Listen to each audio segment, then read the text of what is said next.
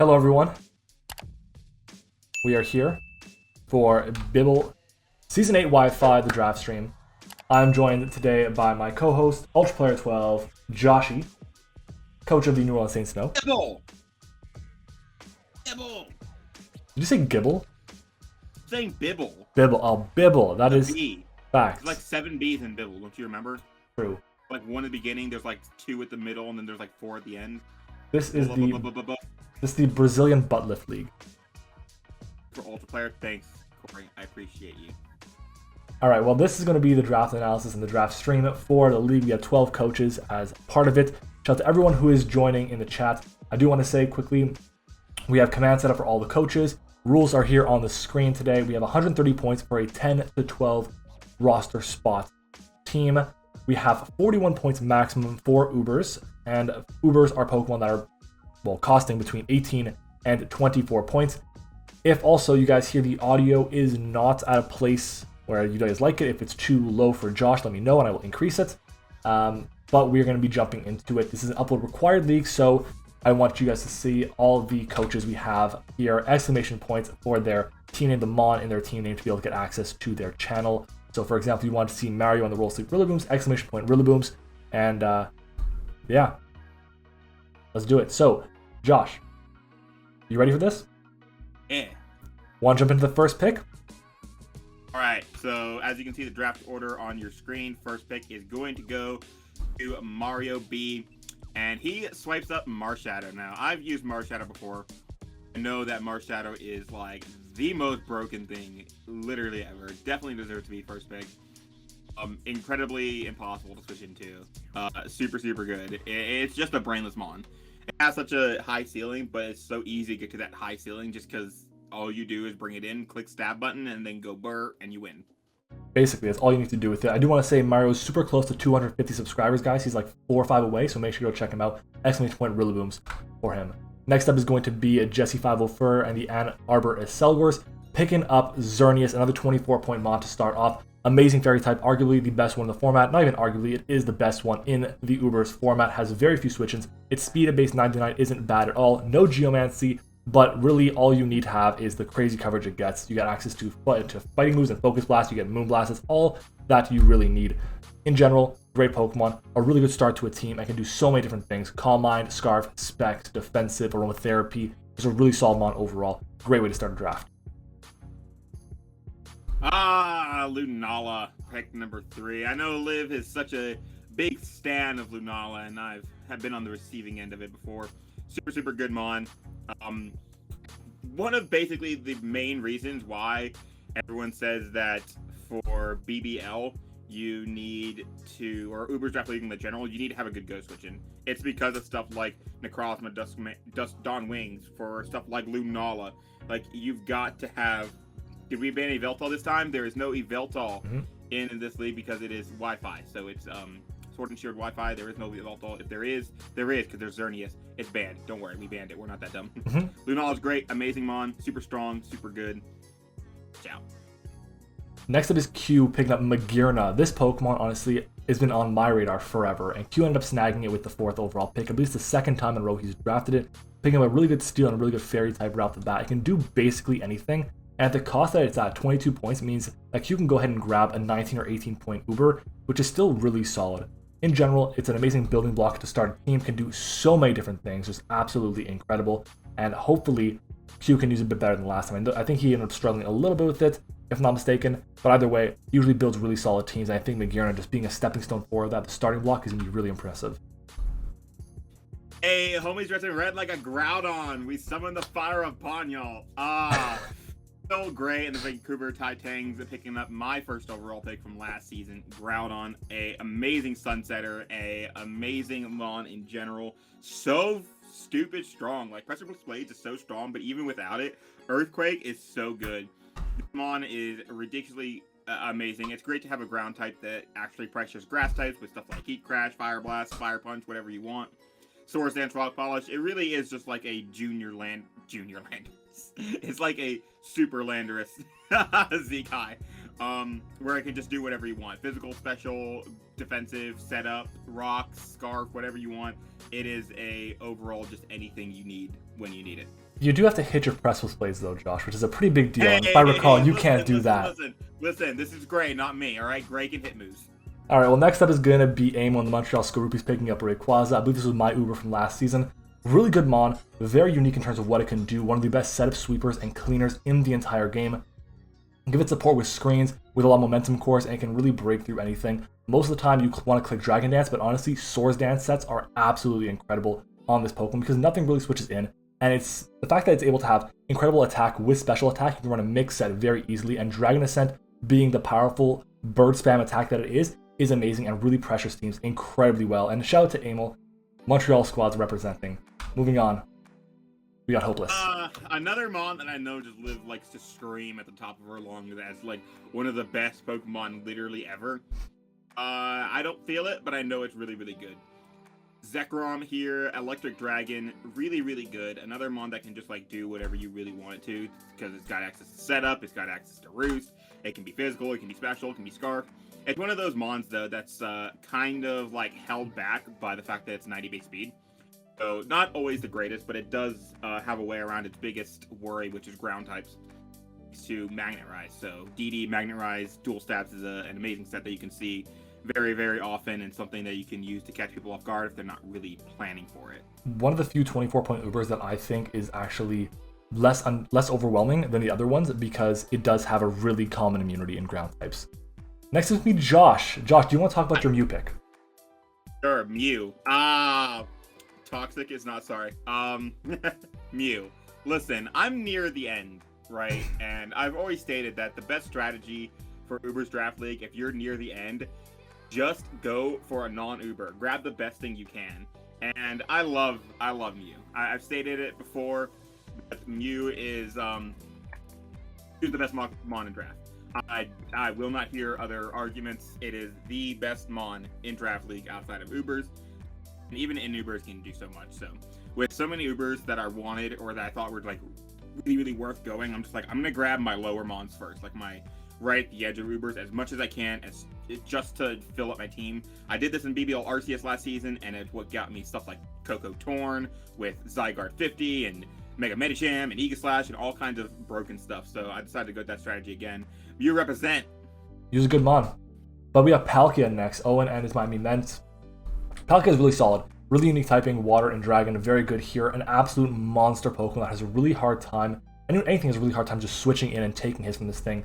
Overall, I do think that the fact that its speed, I think, is basically at 100, if I'm mistaken, is a bit better than all the other big Uber dragons. So it does have an advantage there. Spatial Rent having the chance to crit, amazing. The coverage it has, also really, really solid. Overall, the bulk it has, the power it has behind all of its attacks, it's a great way to start. You don't want to lock it in, though, to being the bulky water, so I think getting a nice water type in addition to Palkia is a really big must for Owen's draft. But Owen knows what he's doing. I'm sure he'll draft a good water type as a secondary Pokemon, be able to take the hits that Palkia may not want to. Next up, me. Look at you. Me. So, this is not an Uber. Dragapult is not an Uber Pokemon. 17 points is right off the border, and I decided to go with a similar strategy to Josh. We're the only two people who did this strategy here, going with utter Ubers in the first round. I'm happy with it because it meant that we could wait until the very end to get our Ubers. And Dragapult to me is the best mon in the format. Josh thinks it's Mew, I think it's Pult. And Pult having the ability to, number one, fire off stab options. Okay, you're allowed to be wrong. Well, look, I can fire off stab options against all these super powerful Dragon-type Pokemon, and outspeed basically every single one of them as well is amazing. I can fire off Ghost moves against the Ghost types and Psychic types, and most of the best Ubers are going to be Dragons or weak to Ghost. So that's a huge advantage right off the bat. Yes, it's not as overwhelmingly good in Standard as it is in Ubers, but it's still a very good mon. I'm super happy that I got to pick it round one, kind of redeeming myself from the CGT. But again, Dragapult, my opinion, it's the best. You think it's not? Who's right? Who's wrong? Who knows? Mid Poke Blaster getting Genesect round one. Interesting pick for a round one. I probably would have gone something higher or like my own strategy, but Genesect is really, really good. I did have it for a little bit in BBL RCS. And as much as you think it might be like this like kind of hard to use Pokemon, because like, do I run physical? Do I run special? Do I do this? Do I run? It's a fast mon with stab, U-turn, and a great typing to switch in on stuff. It is the most brainless Pokemon you will ever meet. You literally just bring it in, click U-turn, and everything has to switch out, and then you get momentum. Such a beautiful, amazing typing. Shift Gear is an underrated set. Special Specs is also an underrated set, because I know I'm just like also one of the people who's like always like, let me just run Scarf U-turn. Matt is right, Joshy. Lux, no one asked you. So I really like Genesect as like overall. I might have gone something different, but I know that his next mon's kind of safe, so he just kind of grabbed whatever. I will say that Genesect, the fact that it gets downloaded forces a lot of prep. You have to make sure that you're not giving a boost to U-turn, or you're not giving the boost to Flash Cannon or Ice Beam or Thunderbolt or whatever. So much coverage, just a really good mon. Next up is going to be Patmac and the Sacramento Sandslash. Patmac, you guys might know, went undefeated in the YCL and claimed the title. Super impressive stuff here with the Cinderace, Libero Cinderace, that is. Very good mon to have. And just the fact that it has great speed, great coverage, everything is stab, it can do a lot of damage really fast. I honestly think it's actually better than Speed Boost Blaziken in a format like this, because you don't need to have that turn to set up. It's a very good mon in general. The coverage, the U-turn, we were talking about Genesect stab U-turn, this thing gets it as well. Sucker Punch for priority is amazing on top of that. In general, if you have a way to handle bulky waters, then Cinderace is going to be able to clean through a lot of different teams. So really good start from Patmac. And you don't really need a way to get rid of bulky waters, because Cinderace is just so strong. And I've talked with Liv about this before, like she didn't want to let Cinderace be like Ubers in Showdown Division. It's so dumb strong. Like Bandit High Jump Kick, 2 KO Suicune. It's incredible. It's incredible. Well, guys, this is the summary of the first round. Let us know which Pokemon you think was the best pick, best value for the first round, and we're gonna read off the chat to see which comments stand out to us. But Josh, what do you think? What's the best mon in round 1 outside of course your Mew? Not shut up with your Mew. Other than your Mew. I mean, I've also stated that I think out of all Ubers, I think the mon with the highest ceiling is Magearna. Like, if you know how to use Magearna really, really well, it is the best Pokemon in the format, and it can do so much, so often, so quickly. It's a mon that if you position as your win con, if you position it right, once you're in position, it's done. The game's over. You've won. It's so dumb. It really is good. I will say for me, I think Lunala is amazing. I know it went pick 3, but it's so damn good. We have gone over and over saying why Lunala is broken. I think it was Galita had Lunala last season, ended up winning the whole thing. I had Lunala the season before that for a portion of the time. It was Lunala's great. The coverage it has is amazing. It's unlike Dawn Wings, where Dawn Wings can't really touch normal types at all. This thing is incredible. It's fast. It can be defensive. It's recovery. There's so many things going for it. I think that and Magearna are definitely the two that stand out as Ubers right away. Moving on, we have the next side of the wheel. We got Patmac again. Go ahead, Josh. All right, so Patmac decides wheel 1. Let me just go ahead and grab probably one of the strongest turn cores you could have. Obviously, Genesect could have been also really good there, but of course, mid taking it right before him. Cinderace, Landorus, just that is a threatening, scary, just terrifying Volturn core, and he still has another Uber he can still get. So, speechless. It's so scary to look at. And you get so much just out of these two mons, right? You already have a Defogger, you have 2 Volturners, you have 2 potential Scarfers, you have 2 potential setup, strong breakers, you have a Stealth Rock setter, you have a way to get rid of hazards with Court Change, as well as just Defog. You have 2 mons that, well, typically physical, can both run special. Like, Landorus gets Calm Minds, Cinderace, you can always run, like, the Electric Ball, funny haha set, etc. Very good mons. You mean the bad set. It's the bad set. Next up is going to be mid Kyurem White. Listen, Matt, I did not come here to be your co-host just for you to slander and tell these lies to all these people. Okay, you know what? We're going to have to find a new co-host then. That's the case, okay? Kyurem White. This Pokemon is incredibly strong. There's a reason it's been banned and banned forever. 170 special attack, with access to Freeze Dry now as well. Fusion Flare, powerful Dragon Moves, Earth Power, so much great coverage, recovery and roost. Boots are amazing with this thing. I think the fact that mid has the Genesect to be able to get into the Kyurem for free is amazing. On top of that, what type is immune to one of Genesect's stabs? Fairies. What type does Genesect destroy? Fairies. Really good combination here. Really like the options that Mid has brought for this team. Next up is going to be my next pick in Mandibuzz. Josh, I'll let you talk about this. Oh, you're gonna make me talk about your pick? Sorry, I was trying to plug you in the chat. Oh, thank you. Talk about my pick. Right.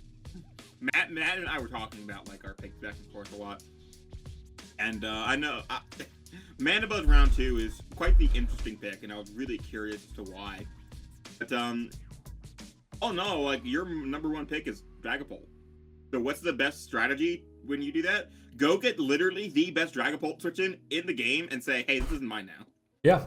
Honestly, I didn't need to have anything else. I knew what my Ubers were going to be. You knew what your Ubers were going to be. We're the only 2 people that could take them. We were completely locked in. Hey, we were like, hey, what's your Ubers? It's like, here's my Ubers. I'm like, all right, cool. We're both safe. Let's get him last round. And that made it just better for each of us. And it's an advantage that we took and we ran with. So that's the benefit of having the later round picks in the draft. So yes, we are basically drafting like we are 2 rounds ahead of everyone else, which is a huge, huge advantage for us. Next up is Owen, and he grabbed Coco. Coco with the Palkia. Really interesting combination, leads to a lot of interesting situations, an amazing U-turn, an amazing Volt Turn Mon, really good way to break through bulky waters that might be able to handle the Palkia attacks, which I understand exactly why Owen decided to go with that. And in general, just the speed that this thing can provide to a team is fantastic. You're going to need a really good Pokemon that's immune to electric attacks and a ground type, or a Pokemon that has Volt Absorb, Lightning Rod, whatever. And then you have the Palkia, which just destroys them. So really impressive top 2. I like it a lot. Moving on, we got Josh and Zeraora. Zeraora! I remember when Zeraora first came out. I was like, had a league where I just grabbed it immediately, and it was so stupid. But man, I love Zeraora. So why Zeraora Mew? If you look to the chat, you might see my good pal Luxance somewhere in there, and I went with his strategy, which is, what is the most broken thing left on the board? I'll take that. And even though Torn was still there, I really consider Torn heavy. I just used Torn in BBL, so like we'll wait on that. So I got Mew, I got Zeraora. Zeraora gives me blistering speed, and knowing what my Ubers are going to be, that's really, really cool. Great Mon, gives me electric immunity, gives me a fast Mon, gives me setup, gives me breaker, gives me Volt Switch, etc. Gives me a lot of stuff that can help take pressure off Mew. I like drafting things that can do everything to take pressure off of Mew to do stuff. Next up is going to be Hopeless and the New Jersey Alters picking up Tornadus that Josh mentioned before. You want to have a Pokemon that is immune to ground type attacks because Zekrom is weak to them. You have Torn, you have Regenerator. I do think that Torn in general in Ubers is nowhere near as strong as it is in regular. I think it is a lot. It's really pressured to do quite a lot of things and is overwhelmed pretty easily, but it's still a good mod nonetheless. If you can position it right, amazing. It is weak to rocks, it is weak to ice, it is weak to, I believe that's it actually, electric, but you do have ways to kind of handle that throughout your draft, and you're not forced to run a Charty Berry because you can run Boots and you can outspeed things and U-turn out. It's an amazing pivot, gets a ton of good support options, Icy Wind, Knockoff, U-turn, all these things which can really make Torn an amazing mon to use and a really difficult mon to prep for. Yeah, like you said with the, it can kind of be overwhelmed really easily. I felt that a lot when I used it. I mean, I had a more of an offensive team when I used it, but like I felt that heavy with Torn. Next up, we have Amel though, and his Ega Slash, his Aegis Slash, his Iga Slash, his Aegis Slash. Aegis Slash. Aegis Slash. We have Amel and his Ega Slash. Aegis Slash. Sword and Shield. Man, I love Ega Slash. This is such a dumb mon. Like, really like start to value the weakness policy set a lot more. But like, I loved Sword Stance. I loved Specs because it's so dumb. Like, you just have these blistering defenses, but you switch in on everything, and then suddenly you have rocket high, amazing stab, high offensive abilities. You can Sword Dance and be safe with it, which I really, really liked when I've used it in the past. Good defensive mon. It has one of the best defensive typings in the game, especially for this format. Resisting the dragons, resisting the ice, resisting the flying, and the dragons. It's a good you switch in. Really, really nice pick. I really like this pick. They do cover each other really well, which is nice. Next up, we got Gray and Vancouver Titanks picking up Victini to pair with the Groudon, which is absolutely incredible. Imagine taking a Banded V-Crate and then taking a Banded V-Crate in the fucking sun, okay? This is just incredibly strong. I cannot state how powerful this is. They both have really good speed, 90 and base 100. Victini is a massive mon for U-turn pivoting, which can get into the Groudon to either set up with a bulk up, a rock polish, whatever, and then go to town. Or you can bring in a Spectre Scarf Ground and fire off Eruptions in the sun, which can be incredibly powerful. Really solid core to start off with. Very good mon, and it kind of helps out that Victini can be, that Ground can protect Victini a bit from water attacks because it does have the sun to weaken those moves against it. Really good mon to start off with. Zapdos. I love Zapdos. I love Zapdos paired with Magearna. That is a scary core of a core. So you want something like that can handle the ground types for Magearna, because like Magearna doesn't like them offensively. But defensively, I think the synergy is really, really nice there. I know Q is leaning each other's weakness so well, except for like fire types, but you know it's not that hard to go get a water type later. I think Zapdos is another one of those mons that's like super versatile and has a really high ceiling the better you are with it. So I love this pick. I think this is a really, really nice pick. Defog to help take spike damage off of Magearna, etc. Using it as a pivot to get, like I said, that positioning that's really, really key when it comes to Magearna. Zapdos helps with that really key positioning.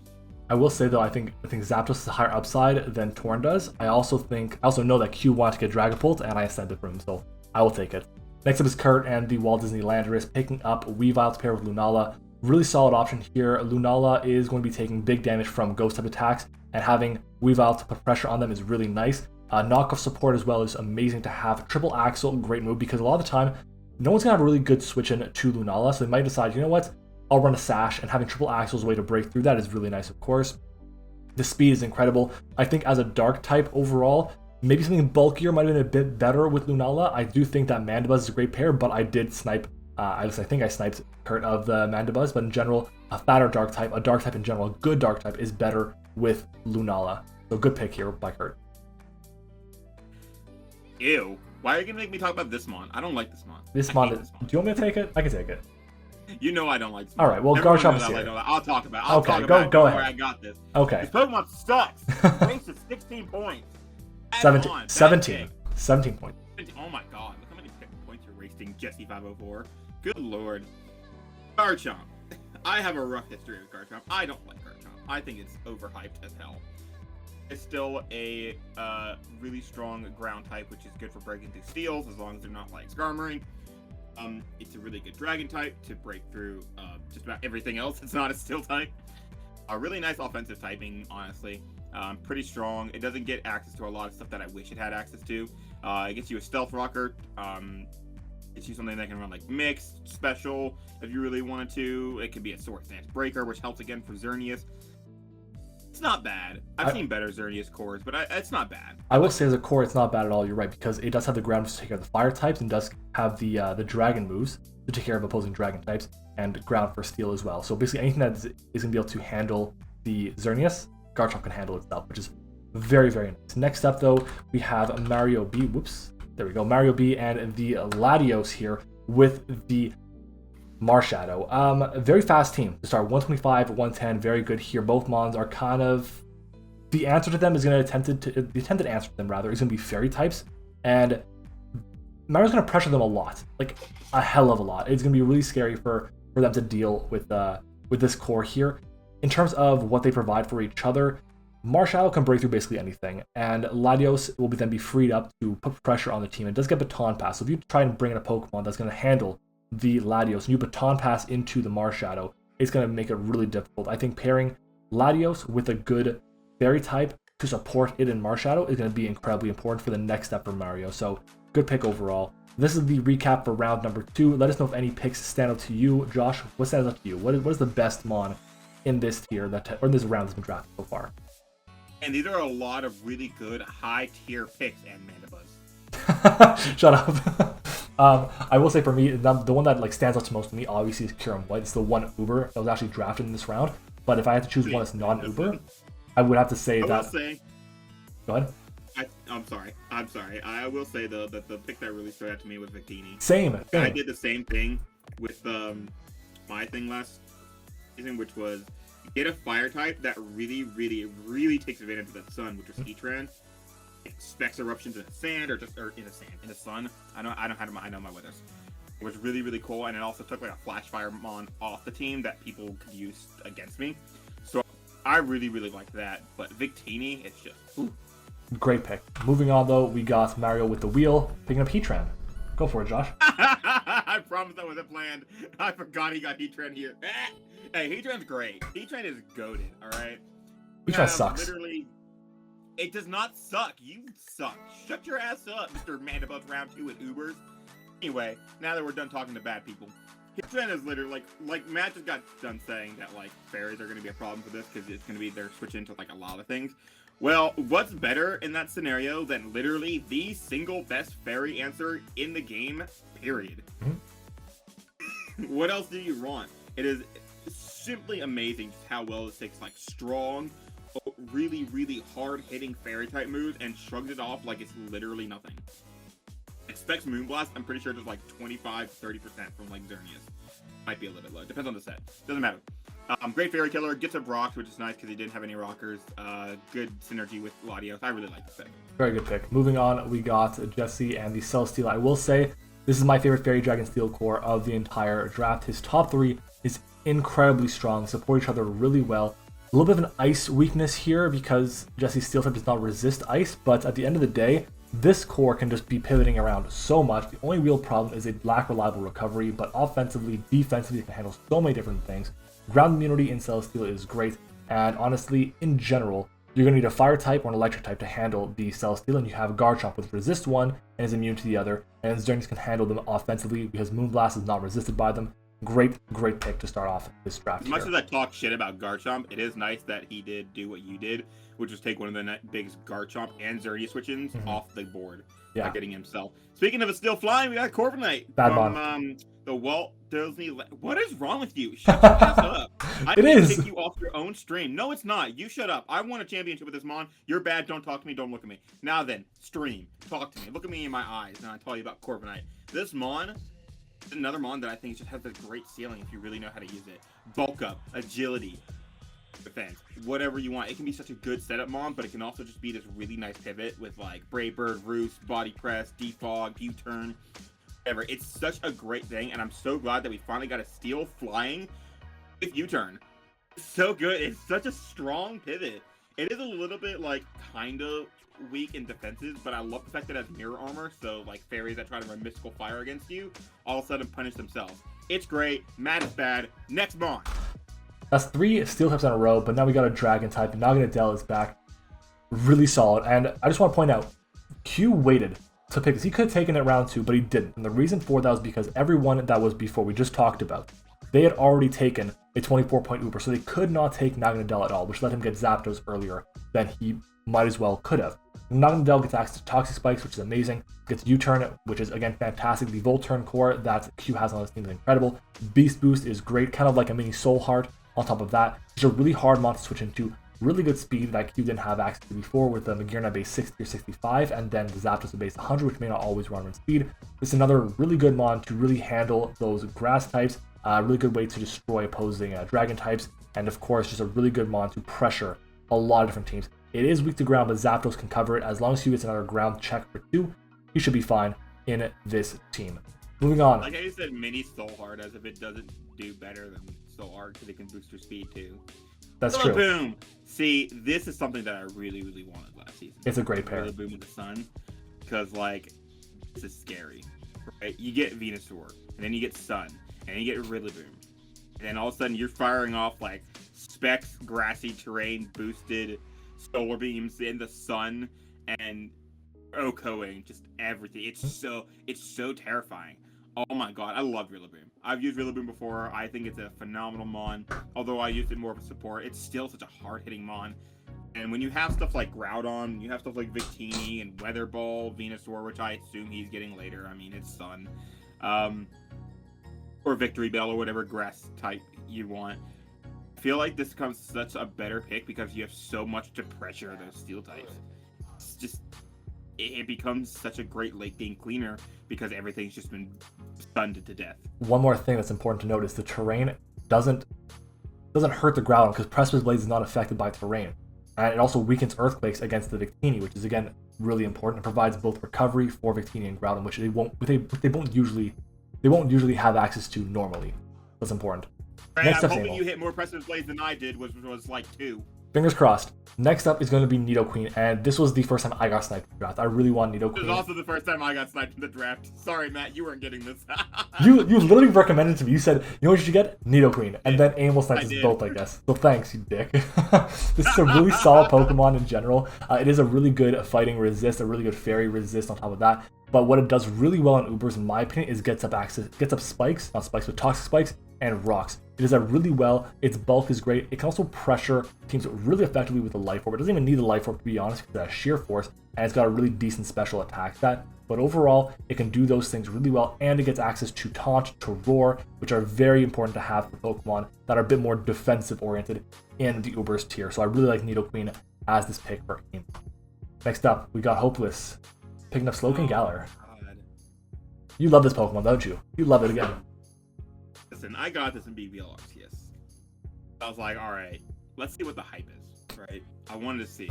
Why does everyone suck this Mon off so bad? I've seen people draft this round 1.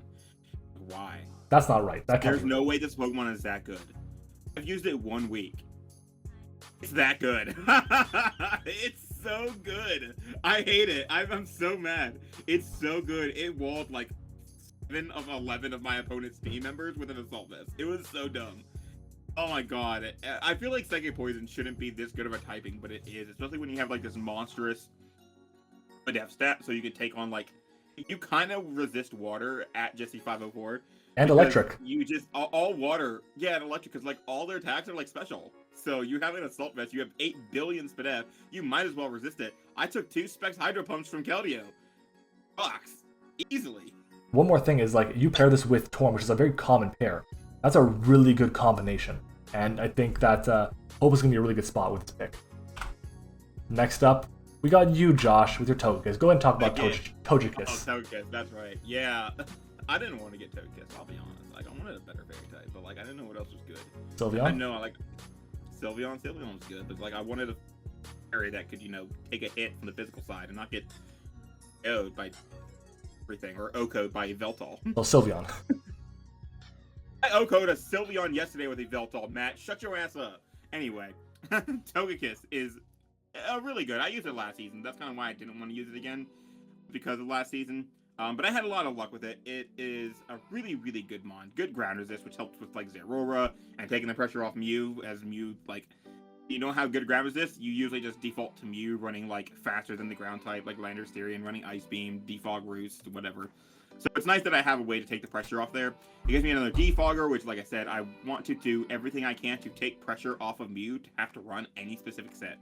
It gives me a setup sweeper with Nasty Plot, like I have Zeraora with Calm Mind and Bulk Up, so I have plenty of ways to set up if need. Really good mon, potential good Scarfer, Dragon Resist, which is so important in Ubers. Very good mon. Dragon, Ghost, and Fairy. You need to have those 3 covered, or you're just done. I think you already have that basically with your 3 mons. But moving on, we got Owen and the Ferrothorn pick here. Personally, I don't like Ferrothorn as a Pokemon in general, but what it does in Ubers, I really do like. It takes a lot of hits from these big, fat, giant-ass dragons, and can then fire off Leaf Seeds that are going to get you back so much recovery. Gyro Ball because they're really speedy. You got Knockoff to get rid of those powerful items like the Scarfs, the Bands, the Life Orbs that are going to be really wrecking through your team. In general, Rocks and Spikes, very important, and especially when you pair it with a good Pokemon like Coco that can continuously U-turn out. Very nice, and I don't think that many Pokemon want to take Palkia attacks from full, actually, no, not from full, minus Rocks, and maybe even 3 rounds of Spikes. It's going to be very difficult to do that. Good pick here by Owen. What do you mean you don't like Ferrothorn? I don't like Ferrothorn. I just don't like what it does. This is not, you know, I drafted it for the first time, which will be coming up in another league, but I'm a little intrigued. I want to see what it does, but in general, it doesn't look that appealing to me. It's the best steel type in the game. What is wrong with you? Josh, we have very different opinions on what makes a good steel type. Moving on is me, Porygon 2. So reminder, I am drafting like this is 2 rounds in. This is really round 5 for me because I can save my last 2 picks for the final 2 rounds. And yes, Porygon 2 is early, but what is another really good answer to Dragapult? This Porygon is early 2. For like, if this was 2 rounds ahead, this would still be early. What is wrong with you? I think P2 is a good mod to have. Give me access to a Pokemon that can just continuously teleport out into Pulse, into my Ubers, which do really appreciate the teleport support. Gives me an amazing Ghost Resist, or immunity rather, is super important and can take basically any hit. My team in general is going to be pretty weak to Ice type attacks, and I felt like even though Porygon is a normal type, it does basically resist ice, especially on the special side or if Pokemon doesn't have knockoff, because it is so damn fat. So I'm pretty cool with having Porygon here. 504 and us, Jesse 504 is gonna be proud of us. Look at us. Normal types resist ice, psychic types resist water. We're so good at this. There you go. We're so good at the type chart, everyone. Next up, mid. Slowbro. Speaking that resist water for once, real, and ice. Look at us. We found it. Good job. Finally, it took us 30 picks. It took us so many picks. We finally found something that resists water. Slowbro's interesting with this team.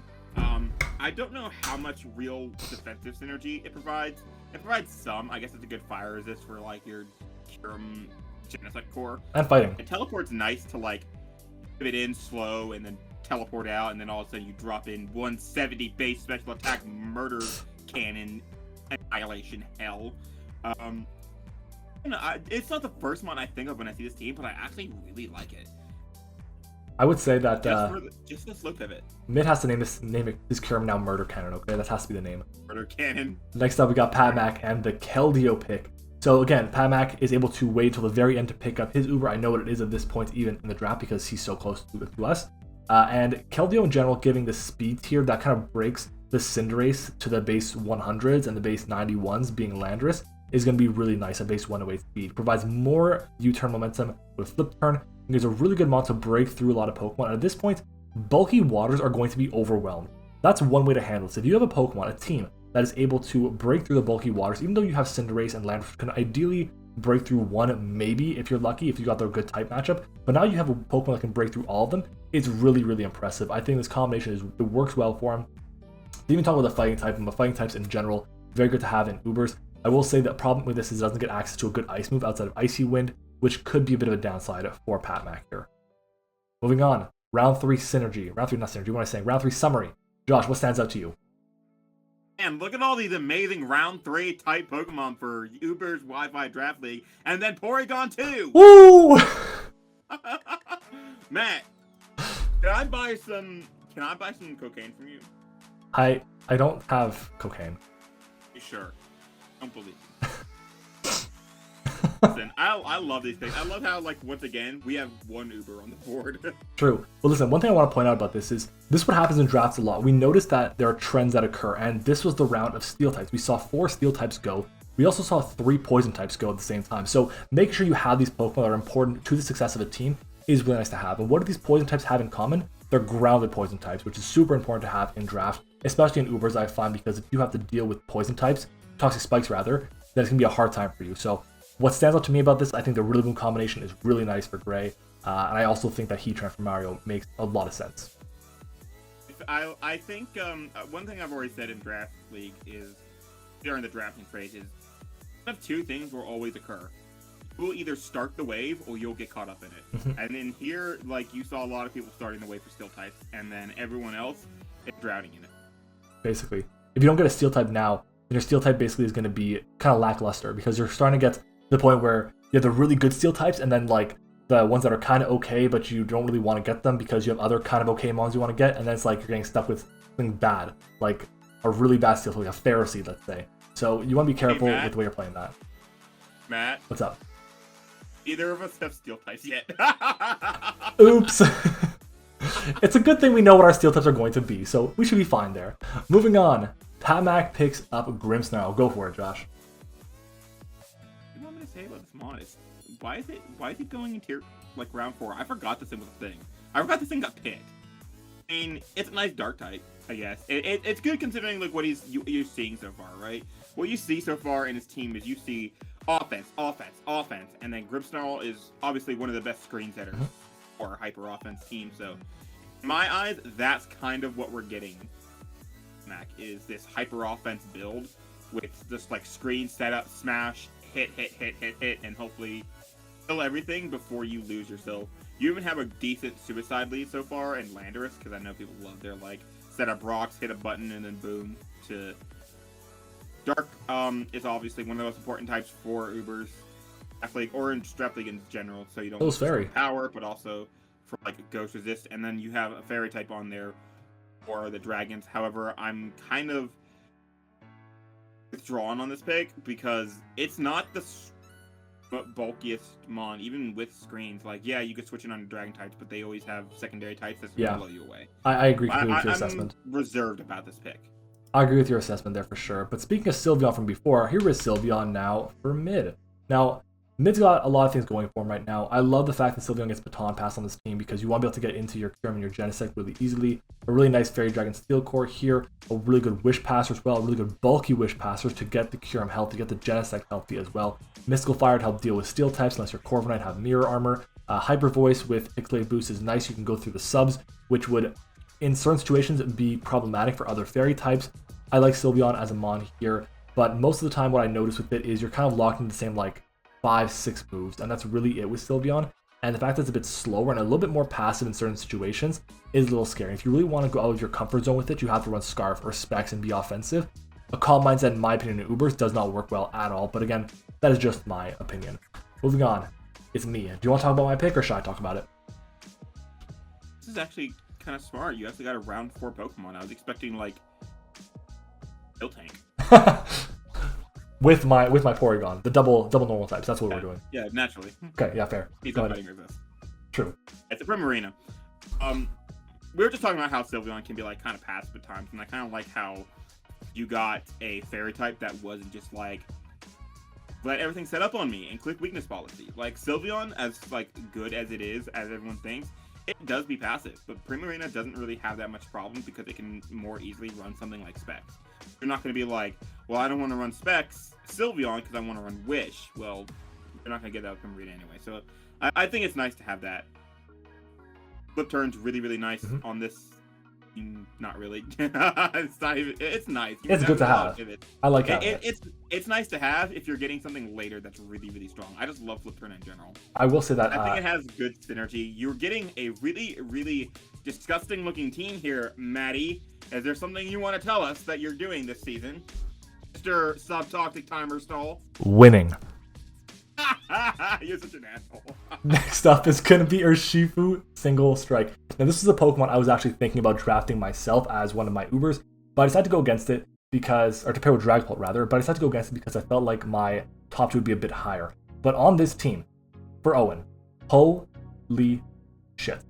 Coco plus Urshifu Single Strike is crazy. And then you throw a fucking what am I saying? Palkia on top of that, and it's going to break through teams really, really well. I love the fact that it gets U-turn. I love the fact that it has 97 base speed, which helps cut the speed stat a bit between, well, doesn't really help the speed stat here, but it should at the very end of Owen's draft. It breaks through basically anything, and yes, it does not want to take fairy type attacks, but you have Ferrothorn, which is one of the best fairy type switch-ins in the entire game, which is amazing. Every time those fairies come in, they're going to take rocks, they're going to take spikes, they're going to have a really hard time taking hits multiple times from a Scarf, Banded, Bulk Up, whatever Urshifu. I like the pick from Owen. Really good way to combine the Palkia with your Urshifu so far. I like it a lot. He's got buns on his team. Oh, I got Crocodile on it. It is Crocodile. Told me to get Crocodile. Someone told me. I think it was Liv. Because I was like, I need a Dark type. I needed like a lot of stuff. And I forgot that Crocodile like existed for like the longest time trying to figure out this pick. I think I said I needed a rock resist. I think it was definitely a rock resist. I wanted a ground type. And I was just like, man, I need rock. And I was just like listing all these things. I'm like, I wish something got all this. And Liv's just like, you're an idiot. Crocodile, literally right there. I'm like, you know what? That is a dark type. You're right. That does get rocks. I like it. It's one of those mons that can like do a lot of stuff too. I know a lot of people like to see this as physical offensive mon, but you know, you can run like Sludge Bomb for stuff like Tapu Bulu. In general, it can be offensive, it can be defensive. Its abilities are really, really nice. You know, we saw Urshifu Single Strike just like the pick before, and I know on the ladder that like Anger Point Crocodile was a thing a lot to switch in on like Wicked Blow and then like Scarf CC it and blow it away at +6. Yeah, that's interesting. But Moxie's a good set. It could be a good, another like a really good Wincon with like a Scarf Moxie Crocodile. I think I've done that before. Who did I do that to? Was that Leo? Was that Leo that I did that to? I ran like Scarf Adamant Quake or something and just like clipped it 6 times and won the game. Awesome. I feel like it is. Anyways, I'm sure that's what I did in SCP. Anyways, next up we got Hopeless and the Tapu Fini here. God, you want to talk about a fat team? This is really fat. It's kind of disgusting, I'll be honest. In general, I think what Hopeless is going to be doing and trying to accomplish is wearing team down with the bulk and then having Zekrom come in at an opportune moment, clicking one Dragon Dance, one Scale Shot, one whatever, and just ripping through. And that's basically what's going to happen with this team. The team has ways to handle pretty much everything so far. I don't see a specific weakness that's just there. I thought an ice weakness was building up, but now he's got Feeny, which is going to be able to basically shut down kind of any ice Pokemon that's going to be coming his way. Feny's weak to poison types, weak to electric types. Well, you got a really good answer to electrics, a really good answer to poison as well. In general, it's a really solid mon overall. He's got Defog, meaning Torrent does not have to run Defog. It can be Assault Vest, defensive, offensive, whatever. Feeny offensively as well, really good. I've had a lot of fun using it myself in Standard, in Ubers. It looks like it'd be overwhelmed, but on a team like this with Regen, I don't think that's the case at all. Next up, another Slowking. The other Slowking. The other Slowking. The bad one. The bad one. Still really good. Right. No, it's actually like a dope one. I've loved Slowking. Yeah. I've used it so many times before, and it's just such a good sponge. Teleport, Assault Vest, both really, really good sets. Trick Room, Nasty Plot if you really wanted to. Problem is, it's like I feel like it's so inferior to Glowking now that I've used Glowking for like 5 minutes. That's all it took, 5 minutes. So all I can think of is how, like, I look at this mon, I'm looking at the screen, I'm trying to think of things to say, but all I can think of is, man, it's not Glowking. So good. It would have been so good here. But in general, Slowking is like a really nice pick. It does take the pressure. It does give you a good water resist because you kind of need that because you don't want your Keldeo switch in to be a Rayquaza because I see. Kind of want your Rayquaza to click murder button over and over and over. It does create a kind of a ghost weakness, but I know I know Amble's really good. He knows how to patch that weakness up later. It also does give it like a Trick Room variant to Aegislash, which I really, really like. So, pick. I like it. Next up, Dragonite. This to me felt kind of early by Gray. Do I think Dragonite's a good mon? Yes. Do I think it's round 4 worthy? Early. This felt early since MattOshea round 2 Mandibuzz. Oh, shut up, okay? It was my round 4 pick, okay?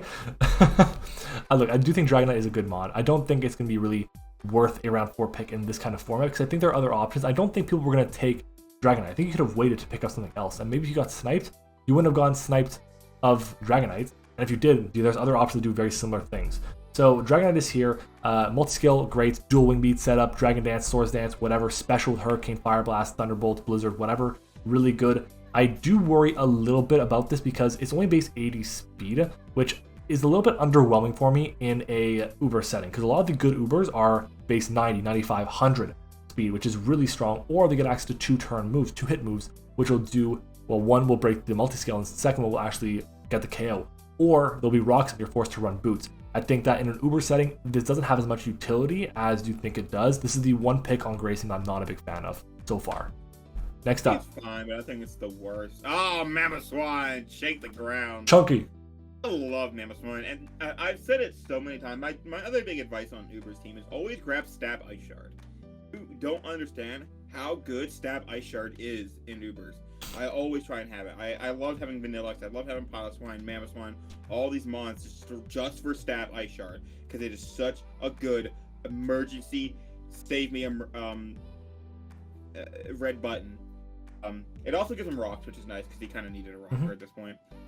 As for like defensive synergy, I mean, it gives him a nice like electric switch in, but I kind of feel like he wasn't really weak to electric types in general. He needed just a ground type in general, but like he didn't need this specific one. It does give him like a. This is weird to say about a ground type. It does give him an ice resist. True. He needed that. You're not wrong. It's so weird to say that. But it also gives him access to the greatest ability ever, according to OG Albina Oblivious, so you don't get taunted. Best ability. Yeah, it's such a strong physical breaker, which is good for Magearna and Naganadel, because there's no switch-ins to Mamoswine. You are not immune to Mamoswine. You just hope to survive. That's it.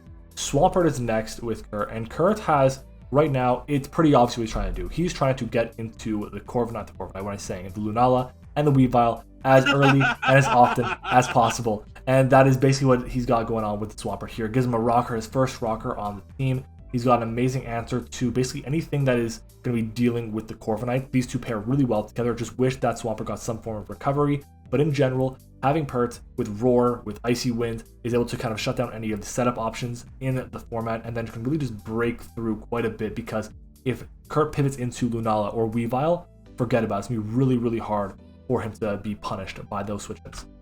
Next up. I love Flip Turn Swampert. You know, I love getting in my choice banded Brave Bird Corviknight. Same. Facts. Rotom Wash. Hey, And if you just like look at this nice Gen 6 team with Celesteela. Swamkert. Jesse 504. You did get a water resist, didn't you? I like this. He is kind of looking like Zygarde weak. Anyone drafts that, which is interesting. It's the first thing I think of when I see like Rotom Wash Celesteela cores. It's also kind of like weak to Electromon, so I kind of am iffy on this pick. I think Rotom Heat could have been really, really cool because like you don't really want your Garchomp being your electric answer, do you? That's another reason why I don't like Garchomp, because like I don't want it to be my electric answer. Like you don't want it because even though Hidden Power Ice is gone, it's not really the sturdiest electric answer. Like a lot of electrics have something to pressure it. Like Raikou has Scald. I mean, you have Rotom Wash. So, like, you don't have to worry about Hydro Pump, but Wisp is a thing from all the other Rotom forms. Like that, Coco gets Gleam, etc. So, like, I feel like he needs a really good, sturdy electric answer later down the road, but it is a nice overall pick. It gets him another Defogger to take the pressure off of Zern, so Zern doesn't have to feel like it's doing that. Gets another ground answer, which is cool. Stuff like that, but I definitely think that, like, it hinders him because his next best bet was, like, Rotom Heat for electric resist. Next up, we got another really good Fairy Dragon Steel core with Clefable from Mario, which, again, really nice here as a way to take hits from dragons so that Heatran can focus on taking hits from the steel types and those fairy types. Now, Clefable's a good mon, but it's not as good in Ubers. And that's because having Unaware or Magic Guard are not as good abilities because a lot of things get Mold Breaker-ish type abilities, which are obviously going to break through those two types. Or two types of abilities that's not even like the biggest reason I think. It's one of the reasons I think.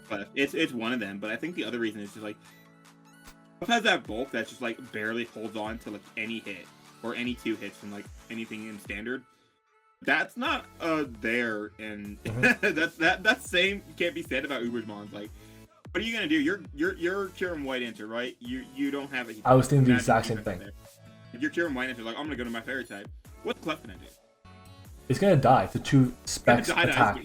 It's going to get obliterated by Ice Beam. It's so bad what's gonna happen to it from Ice Beam. And unlike something like Galar Slowking, you don't really want to have an Assault Vest on Clefable because you have no form of recovery at all. So you gotta be really careful with what you do with Clef. I do like that it gets Teleport as well to get into MattOshea, which is nice, especially because it's gonna force in Steel types, force in Poison types, and you can get into Pokemon like Latios or MattOshea to really punish them. So that is nice. That is something that Mario has going for him. But anyways, here is the round 4 draft summary. Let us know what you guys think about it. What Pokemon stands out to you? This is the round of water types, it looks like, and of fairy types. We have, what, 4 fairies? 5 fairies? And we have, what, 1, 2, 3, 4, 5 waters as well. Pretty crazy here. Then there's me with my Crocodile. Then there's you. With your that I forgot existed. This actually seems like pretty standard, nothing too surprising. If you showed me this and it's like, this is round 1 of like a regular pick, like a regular draft, I'd probably kill someone. I'm like, why is Urshifu 4th? Right? Why am I seeing Urshifu and Swampert and Grimmsnarl and Mamoswine all going in the same round? What is happening? Yeah, we see Zeke saying Mamoswine is a good pick. I agree, Mamoswine is great. I will say that I think my Prim is honestly one of the better picks here, outside of obviously the Uber. Yeah, you actually figured out it was a round 4 pick. Thanks, Matt.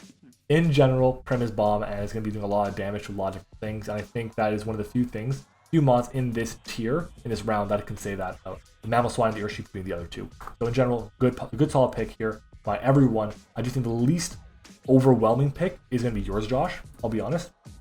I've used Crook before, and in Ubers, I do think it is very one-dimensional Ubers. So let's see if you can prove me wrong. I'd like to see that. Of course, I mean, you look who you're talking to. Fair enough. Just don't get frozen. I ran weakness policy Yveltal to acrobatics to Oko Sylveon like yesterday. Just don't get frozen, okay? That's what. Moving on. Oh yeah, because this is my ice resist and everything. In general, I'm saying, Josh, go for it, buddy. Why do you gotta talk about ice moves? Why does everyone gotta pick on me? I get it. I get frozen a lot. I am scarred enough. Look at Zarude. Zarude is great. I've been wanting to use him on in like league format. I've used it in like mocks with some people, and like this is such a fun mon. It's so fun. It's like this very like I look at it, I'm like, man, Grass Dark, that thing's gonna die to things that are trying to beat it, like Psychic types. That'll die. It has like really good bulk. Like it has deceptively like amazing bulk. Yeah. And it's like super strong with like Power Whip, and then you can get past like Coffin power sets with Darkest Lariat. You can get past Intimidators with Lash Out. Because, guys, Lash Out Zarude is the shit. Always ban Lash Out, critical hit, knocks out fully physically defensive Landorus. So good. I love Zarude. I think it's so fun. Like, I can't get enough of saying it. It's so fun. It's so fun just to monkey button and then just like... Monkey button. Azel! So another ground immunity for Jesse, which is nice here. An offensive as hell psychic type, which is great. Also gives him really good speed at base 115. Obviously, you don't have Garchomp being your primary fastest Pokemon at 102, but 115 is really solid here. Knockoff support, another rocker here, gets the access to U-turn, screens as well. A really good suicide lead here. Just a good solid mod in general that doesn't get as much shine as it should, but it can't be drafted. It can't be like placed any lower than it is, but it is like good for its tier. It's not drafted as often because there's other really good psychic types around. So good. So good. This was actually my number one, like, in one season kill leader for a while. Was Azelf. 22 kills in one season. Almost 27, but I missed, so don't worry about it. Gross. Tracheon! I like this mod too. I even got this in Arceus. This is such a fun mod. You just click close combat and everything's dead. Mm-hmm. That's it. That's all you need to know about Tracheon. It's just strong. Just to say, pairing with Lunala. Lunala, the combination with that, I had that with when I had Lunala myself, and it's really good. Just don't have it being your sash lead all the time, which is what I did. I think it's so good. It's just like a really good pressure tool because like playing once to switching on Terrakion, you're always like afraid, like sometimes with like Scarf Terrakion trying to like outspeed your base 100 setup mons and like revenge it, and then you just realize, oh wait, this is banded, and by the time you realize it, all your Pokemon are dead. Basically. Next up, the most Q pick ever, Suicune. So Q's drafting fat. Listen, Q, we gotta talk. Why do you got Zapdos Suicune? Why are you trying to pressure stall on land? Who do you think you are? You think you're MattOshea? Shut up! MattOshea, you're not. You can't be MattOshea. You got a real round 1 pick. You got a real round 2 pick. It was great. My round 1 pick was good. Okay, your round 1 pick was fine. The rest of it wasn't. Suicune. Suicune's great. I know Liv hypes up Suicune to hell and back because it's so good. It just eats and eats and eats and eats. And pressure is really, really good. Because a lot of like these Ubers are running moves that doesn't have that much PP. So like sub protect Suicune can quickly stall that kind of stuff out, and it gets like Ice Beam, which is good for all the dragons and all the flyings and all that kind of stuff. Roar to like roar out setup. It just has like everything you need in one perfect little bundle. It's just always subject to 4 move slot syndrome. Do you want this to be your win con? Well, you can't have Ice Beam, or you can't have Scald, or you can't have Protect. Talk, you know. Look, it's a good mon. It's a good mon, and it's super bulky, and it's a good pivot, which is not going to be taking much damage for anything, which is really important, I find. Next up, Gray picking up Toxapex. Now, Toxapex with Rillaboom I understand. Toxapex with Sun I understand, because it's not really going to be a Pokemon that's going to take much from Sun boosted attacks, even though it is obviously going to be taking more than normal. It just Regenerator in general is solid for the Toxapex. I do think in Ubers it has more of a place than it does in Standard because of Haze, because Regenerator, because of Gunk Shot, all those things. But it still is pretty passive and definitely be taken advantage of by the really big threats in the Ubers tier. So definitely be careful, Gray, but in general, fighting type switch in that is not going to be having multi-skill popped or is not going to have any recovery from the like Bikini is going to be nice to have. And weakening the ground type attacks coming your way, again, also very nice here. Mienshao. Oh, I love Mienshao too. And look at Amel, like, if you showed this team to anyone else and said, did Josh draft this? Everyone would say yes, because this is all a bunch of mons that I use. I love Aegislash, I've loved Nidoqueen. I'm pretty sure I've drafted these 4 Pokemon on the same team before. I haven't drafted Rayquaza. I have drafted Rayquaza. Just kidding. Mienshao's great. Like, really strong close combat mon, really strong Regenerator, really strong, just everything. Swords Dance, Banded High Jump Kick with Reckless is so good. I love High Jump Kick, Reckless High Jump Kick. It's so ridiculously strong. So strong that people always like underestimate it. And even though this mon is like really, really not bulky, it has the right amount of bulk to where Assault Vest Regenerator sets can be really, really cool. Mm-hmm. Every time I have this mon, I'm like, this is my Green Ninja switching. No matter what I have, this is my Green Ninja switching. Because it always just handles Green Ninja. You always take 2 hits and you always threaten it out. Scizor. Okay, so we have a Regen Core with Scizor. And we have good fire answers with Scizor. You have more access to momentum and pivot with Scizor. In general, I really like the way this team is kind of shaping up to be built. I think I think Hope is doing a really good job of finding out how to take advantage of Zygarde in terms of getting it in freely, which is exactly what this team looks to do. Go back. Go back. In real advantage of what? In real good advantage of what? Zygarde. Matt, use your eyes. Zekrom. Zekrom, shut up, okay? I'm like fucking destroyed right now. I'm so goddamn sick, and I'm doing my best here to stay alive. That's my first mistake, so shut up, okay? In general, it's a great answer to fairy types. I would really hate to be the person who had to face off against this week 1 Kappa. I also would hate to be the person that faced off against the week 2. Next up, Damn. Joshy, it's you dropping my baby. It's my loading. Did I draft my Milotic? Damn, I forgot what I drafted. Leave me alone. I remember my Ubers. Milotic. Listen, this was my OG water type. This was, for the longest time, like the only water type I ever wanted to draft. I'm like, I need something bulky with recovery, and it needs to be amazing and good. I forgot why I drafted Milotic. I needed a bulky water. Flip turn, Haze. That was like still left. I love Milotic. I think it's one of the fucking stupid. It's one of the very few mons that I say actually walls Dracovish. This is coming from Mr. Dracovish himself. It's so good. It has like the right amount of coverage, and it has just enough stupid stuff that you can run the fun cheese, which I always love. Flame Orb is a good set. Haze is a good set. Mirror Coat. Mirror Coat. Let's go. Next up, OG Albino with the Gengar here. So what the fuck? What did you say, Gengar? Gengar, okay. So we all really love the Weavile Gengar core. It's a really solid core that works really well in a lot of situations. Imagine having Weavile, but better with Urshifu. Okay, yes, the speed is not there, but it pressures things really well. It pressures fairy types incredibly well, and now you have a really good way to offensively break those fairy types, which is going to be Gengar. Jennifer Garsha, Josh. In general, I do think that having Gengar with a really good dark type, a really good way to force in fairies, that gets U-turn, by the way, is impressive here. It gets Destiny Bond. It is a grounded poison type for T-Spike, which is very important.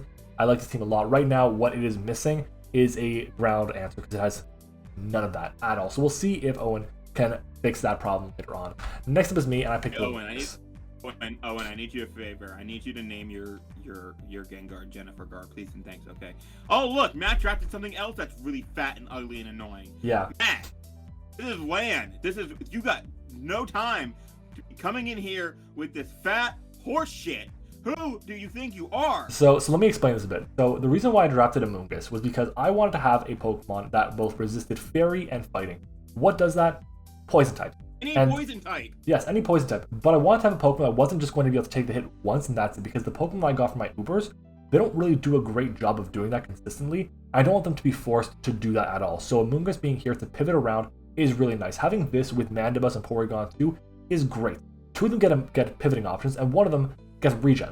I feel really confident about this, and it is a grounded poison type. I like this pick a lot for my team, and it is just going to be something that can handle quite a lot of things. Crobat, Roserade, no,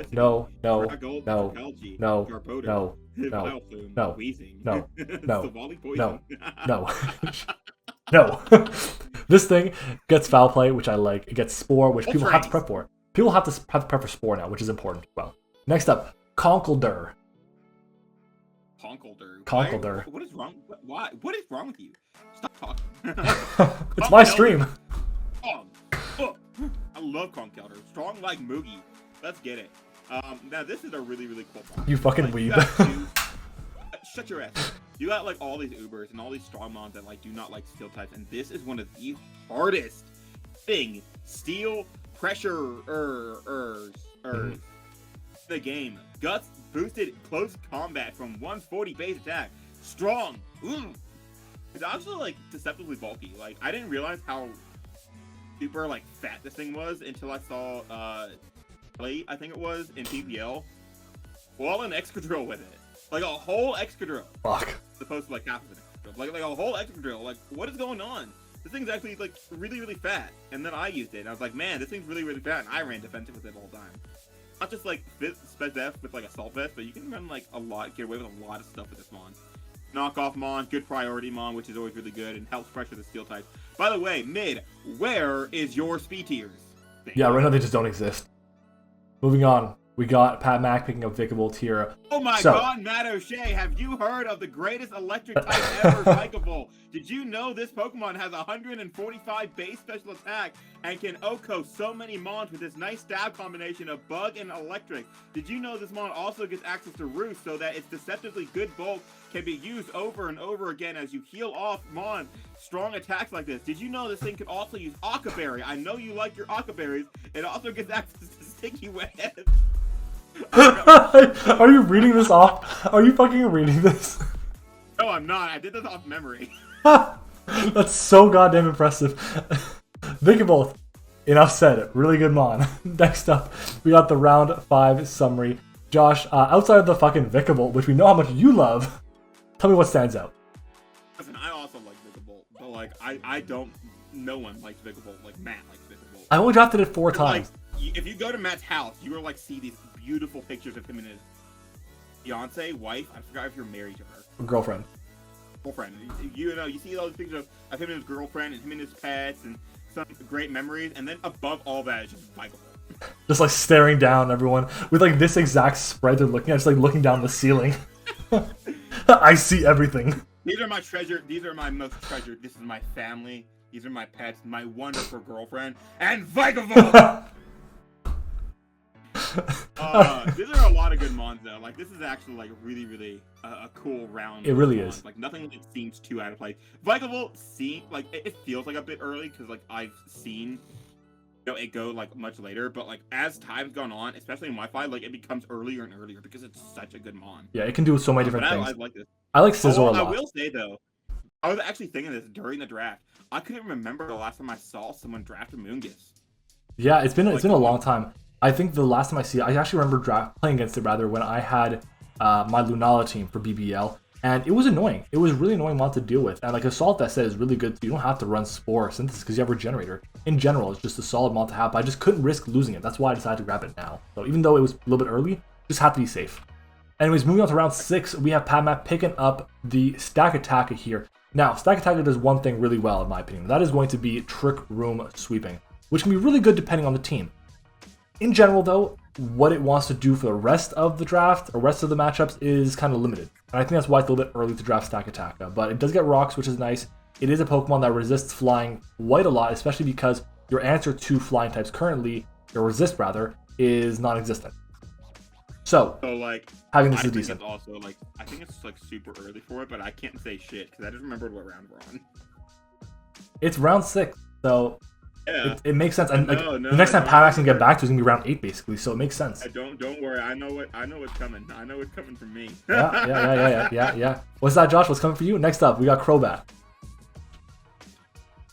Speed tier. It's a fighting type. It's a fighting type switching and a fairy type switching. If only someone knew that this mon could be drafted without having to go to a Moongus. This is a very poggers mon. Look, he finally found a Pokemon over base 100 speed.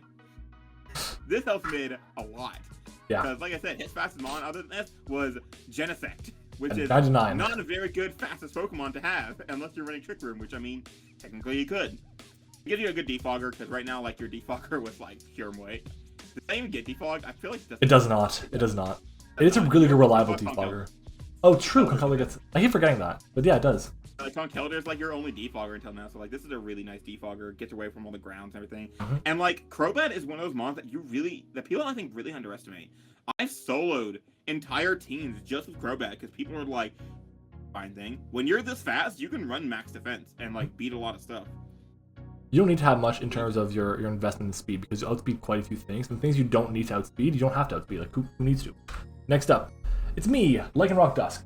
The reason why I got Lycanroc Dusk is because, number one, I need a Pokemon that can bridge the gap between a Dragapult, at least a little bit, and my Uber, okay? What else does it do for me? It has rocks, and my team right now does not have any hazards at all. On top of that, I feel like my team is pretty weak to fire types, and I feel like my Ubers are going to be as well. So having a Pokemon that can just scare them out with a Cell Rock, with Stone Edge, Tough Claws boosted Stone Edge, Cell Rock, Drill Run, Close Combat, Play Rough is really nice to have. Really scary Pokemon that people honestly say, you know what, it's a good mon, 11 points is solid, but it's really, really hard to switch into. So I feel pretty good with my pick with Lycanroc here in general. Everything good, Josh? Edge isn't contact. Stone Edge, it's not? I thought it was. It's not. That's Whatever. why people don't run Stone Edge Lycan Rocker a lot. That's why that's. I'm still learning, Josh. Okay, I'm still learning how to use the good Mon, and I will say this is like the best pick I've seen so far because I love this Pokemon. First time I using it. mentioned earlier, like Stab Ice Shard is so good, but like Stab on Celerock is also really good. It's just so good. It also gives you a physical breaker. It gives you something that does more than 20% damage to something. Toad. All right, like I know what it looks like Owen's going for, right? And I know that me and like 2 other people were talking him into it. Spoil it now. He's not doing that. He's not doing what you guys think. He's not doing what it looks like. Rain. He's not doing Rain. Not doing Rain. I really wanted him to do Rain because I thought Rain on this team is like the scariest shit in the world. He can run it outside of Rain. Toad's really nice. He gives him another backup rocker. It gives him a really good core with Ferrothorn. I love Toad Ferrothorn. I think it's such a good core. It's so good. Unless you're dealing with Freeze Dry, which he mentioned many times. He needed an Ice Resist. He did. So he still needs to get that. No, but it's a good rocker. I think Toad just like I know a lot of people have been giving it so much hype with like the last like generation or so because it used to be like slept on, but I think it's gotten a lot better, especially with stuff like Power Whip and stuff. So, the next Mon, Josh, you're not going to say a word here. Josh picked Vileplume. Round 6. All this shit that Josh's been giving me for the past hour and a half all comes down to this. Fucking Vileplume. Round 6. Okay. I get it. You're drafting 2 rounds ahead. But Josh, there are so many better options. Okay? It's a Vileplume. Strength Sap, cool. Effect Spore, cool. Moonblast, Moonlight, whatever. But, come on. It's a Vileplume, and it's round 6. Don't you think it's a bit too early? Fighting and fairy at the same time. You got me. You got me there. Okay, listen. Here's the real reason why I picked this one, right? Because I was like looking at what I had left, and I was like, after the Ubers that I know I'm getting, and I've like logged into, I have 18 points left, and I have to get 3 Mons. So I was like, oh fuck, I blew my budget. Don't worry about it, because for some reason I can't remember who. I think it was Liv like suggested this at like the beginning of the draft, and I was like, sure. I'll get Vileplume later. And this is another Mon I got last season, but this time like I dropped this so I could get Venusaur when it was dropped. Like it's a fine Mon. It's fine. It's not amazing. I thought it was like the most out of the 3 Mons that I was looking at, because the other 2 were just like gonna be like whatever pieces. This was like the most important out of the 3, so like I grabbed it out of the first out of these 3. Makes sense. Yes, I love this Pokemon. Yes, Josh loves Frostlass. Did you break your hand there on their table? Like, are you okay, buddy? No, I didn't. I got scared. I just saw it and I was like, yes, this. Everyone knows. Like, I love Dracovish. I love Azelf. I love Frostlass. I think Frostlass is so damn stupid. I think it is so broken, and I feel like if they give it like a Hisuian evolution or whatever or anything, and like Legends Arceus, and they give this thing like any more attack or special attack, this thing is gonna go jump to like the top of the board. This thing is so stupid good. Triple Axle, Ice Shard, Poltergeist, Ice Shard. This thing's physical moveset is now really, really good. Yes. And it gets like, I've pulled off some really stupid shit with this. Like Will-O-Wisp defensive Hex, like messed some people up. I think, was that you? Did I use that against you? I don't know, I don't remember. I used it against you.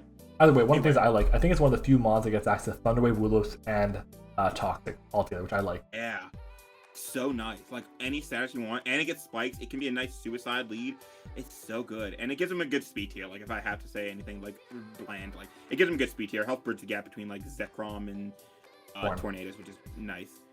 Next up, Amel and the Volcarona. A bit more offensive power here right now on the special side.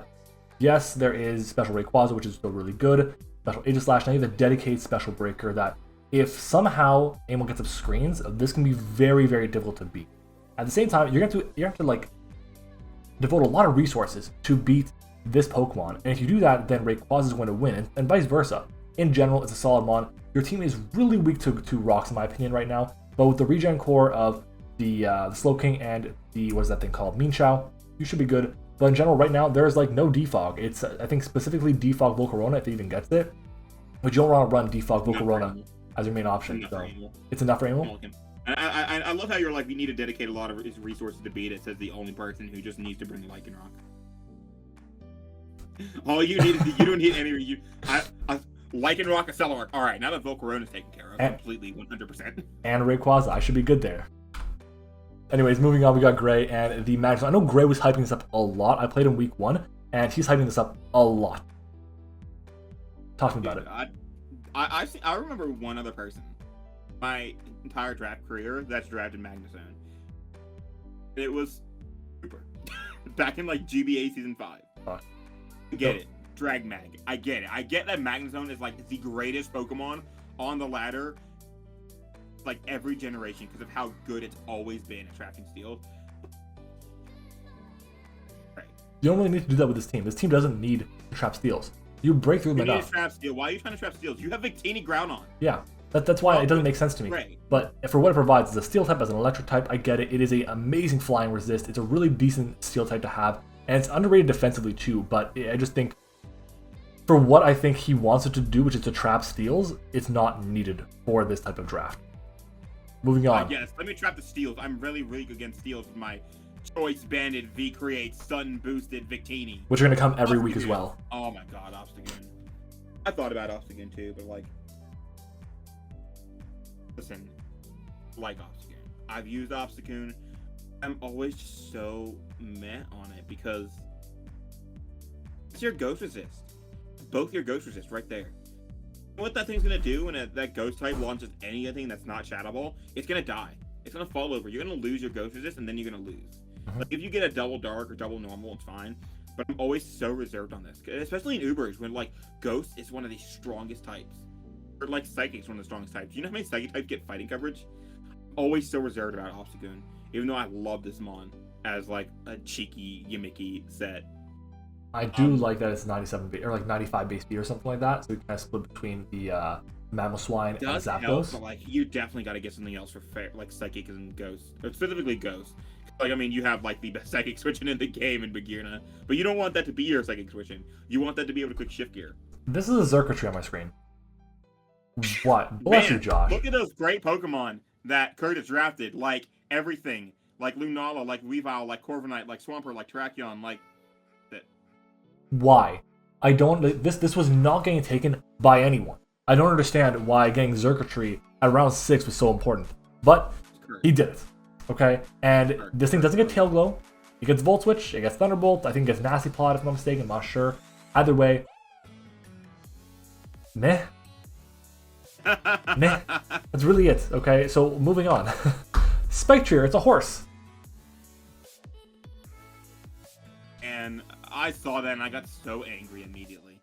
I got so mad because like I thought this was like a snipe. I forgot. This is in Arceus. I actually wanted this for like once, and I was so mad when I saw it get taken. Spectrier, not bad in Ubers, right? It's like you have ways to pressure the Ghost Resist because everyone's gonna be going for a Ghost. You have, especially with a Zelf, I guess. Is what I'm trying to say. Like you have good ways to like pressure those things that are going to try and handle Spectrier, so it's like a bit of a better Mon. It's really fast. I do like this as a speed tier to get you like your upper speed tier. And as much shit as I give like these Mons that only get like one attack, I think Spectrier is the best out of them because it gets like Nasty Plot and Mud Shot and stuff like that. And it's actually kind of useful. I do think that it's kind of it's nice that Xerneas is there to handle the dark types. It just sucks there's no fighting type yet. Yeah, I'm sure Jesse504 knows how fighting types work. Mr. Resist. They're Blastoise here. So Blastoise. This is definitely the least, or at least or the most underwhelming of Mario's picks, which makes sense, the least expensive. It is a rapid spinner, which is nice. It means that the Latios isn't forced to run Defog and gets Flip Turn as well, which is nice. Shell Smash is a great set to have in Ubers as well. The one thing with this is I find it's very predictable. Okay, the sets that are going to be good in a matchup, you know what they're going to be. Okay, which means that your opponents are likely going to know that, hey, I probably lose to a Shell Smash Blastoise. Let me prep for that. Oh, hey, yeah, defensive Blastoise can put a really big dent in my team. Let me prep for that instead. On Mario's team, having it more so for the bulky water is nice. Having it for a Pokemon that resists water, that is not going to be weak to ice, is important as well, outside of Freeze Dry, of course. And it is just a good rapid spinner, which, again, his team did need that as well. Round 6 summary, Josh. Outside of your beloved Vileplume. They are so sexy. I'm sure they have the giantest penis of all time. Okay, what else stands out to you? Listen, one of my favorite Mons of all time is sitting there like Frostlass. One of my favorite Mons in Draft League are just like staring at me. Then one Mon that like has like such good memories. Like I love Lycanroc, I love Frostlass. I think they're like super good in the format. And then Obstagoon has one of my favorite memories in Draft League ever with the set. I think to me the Mon that fits the best on any of the teams that's been shown so far, I think Toad is the best fitting Mon here for what it does for Owen, giving him the ability to choose to go with Rain if he wanted to. Is really nice, but also the fact that it checks a lot of things is really solid. Just sucks that he has another Mon that's 4 times weak to freeze dry. Anyways, round number. Volcarona just seemed like the most able pick ever. I don't know why. Fair enough, yeah. Next up we have round 7 Nidoking. Go for it. This like, take out Zaru, take out MattOshea. This just looks like Gen 4 OU. This literally just looks like knockoff Gen 4, or I guess like BDSP OU right now. It's a really good mon. It's a really good breaker, but I'm starting to feel that he's not taking his own bulk into consideration. Like, you have some mons that can act bulky if they need to. The hell? I hate Corey so much. I'm sorry. You have like mons that can react pretty well to react. I hate Corey so much. Matt, start talking about this stupid fucking Nidoking. Okay, look. The Nidoking gives him a grounded poison type, which is important. Also gives him a ground type, which are super important. Again, two of the most important types to have in Draft League. It is very offensive, but it can also set up rocks and T-Spikes, which are very nice to have. The one thing with this is it's pretty underwhelming. I was talking before about how Nidoqueen has really good abilities. What it does well is it gets up hazards and resists those types, which are important, and has the immunity to electric. Nidoking has all that, but it just does it so much worse, and it definitely feels like at least a couple tiers below. Yes, it's 13 points, but it has, you're going to see there's going to be very large chances. It just doesn't come to a lot of different weeks. And I think that the fact that he's got such a good top 4, I don't think he's going to really see the need to bring Nidoking as a breaker very often, I'll be honest. Moving on, we have, where is it? Where's our mouse? There it is. Incineroar. Josh, you want to take this one, or are you still laughing your ass off for there? I'm not laughing my ass off. I'm mad. All right, Incineroar is really, really nice. Like, it gives you that dark type that everyone says that you need. Hold on, I'm trying to like mute Corey real quick. Gives you that really good dark type that you need. Intimidate, super, super nice. I think it fits pretty decently on this team, giving you like a really good dark resist.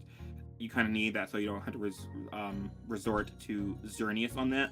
It gives you more pivoting, which is really nice. I think Xerneas really benefits. Okay, apparently I can't mute Corey, so we'll get that later.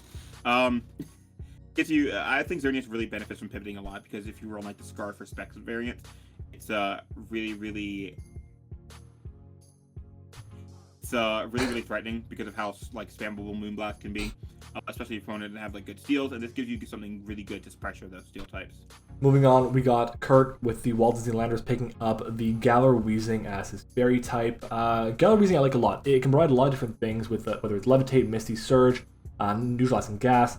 It's just super, I guess, overwhelming to a lot of different teams, and teams that rely on their ability. This can kind of shut them down, which is very, very nice to have.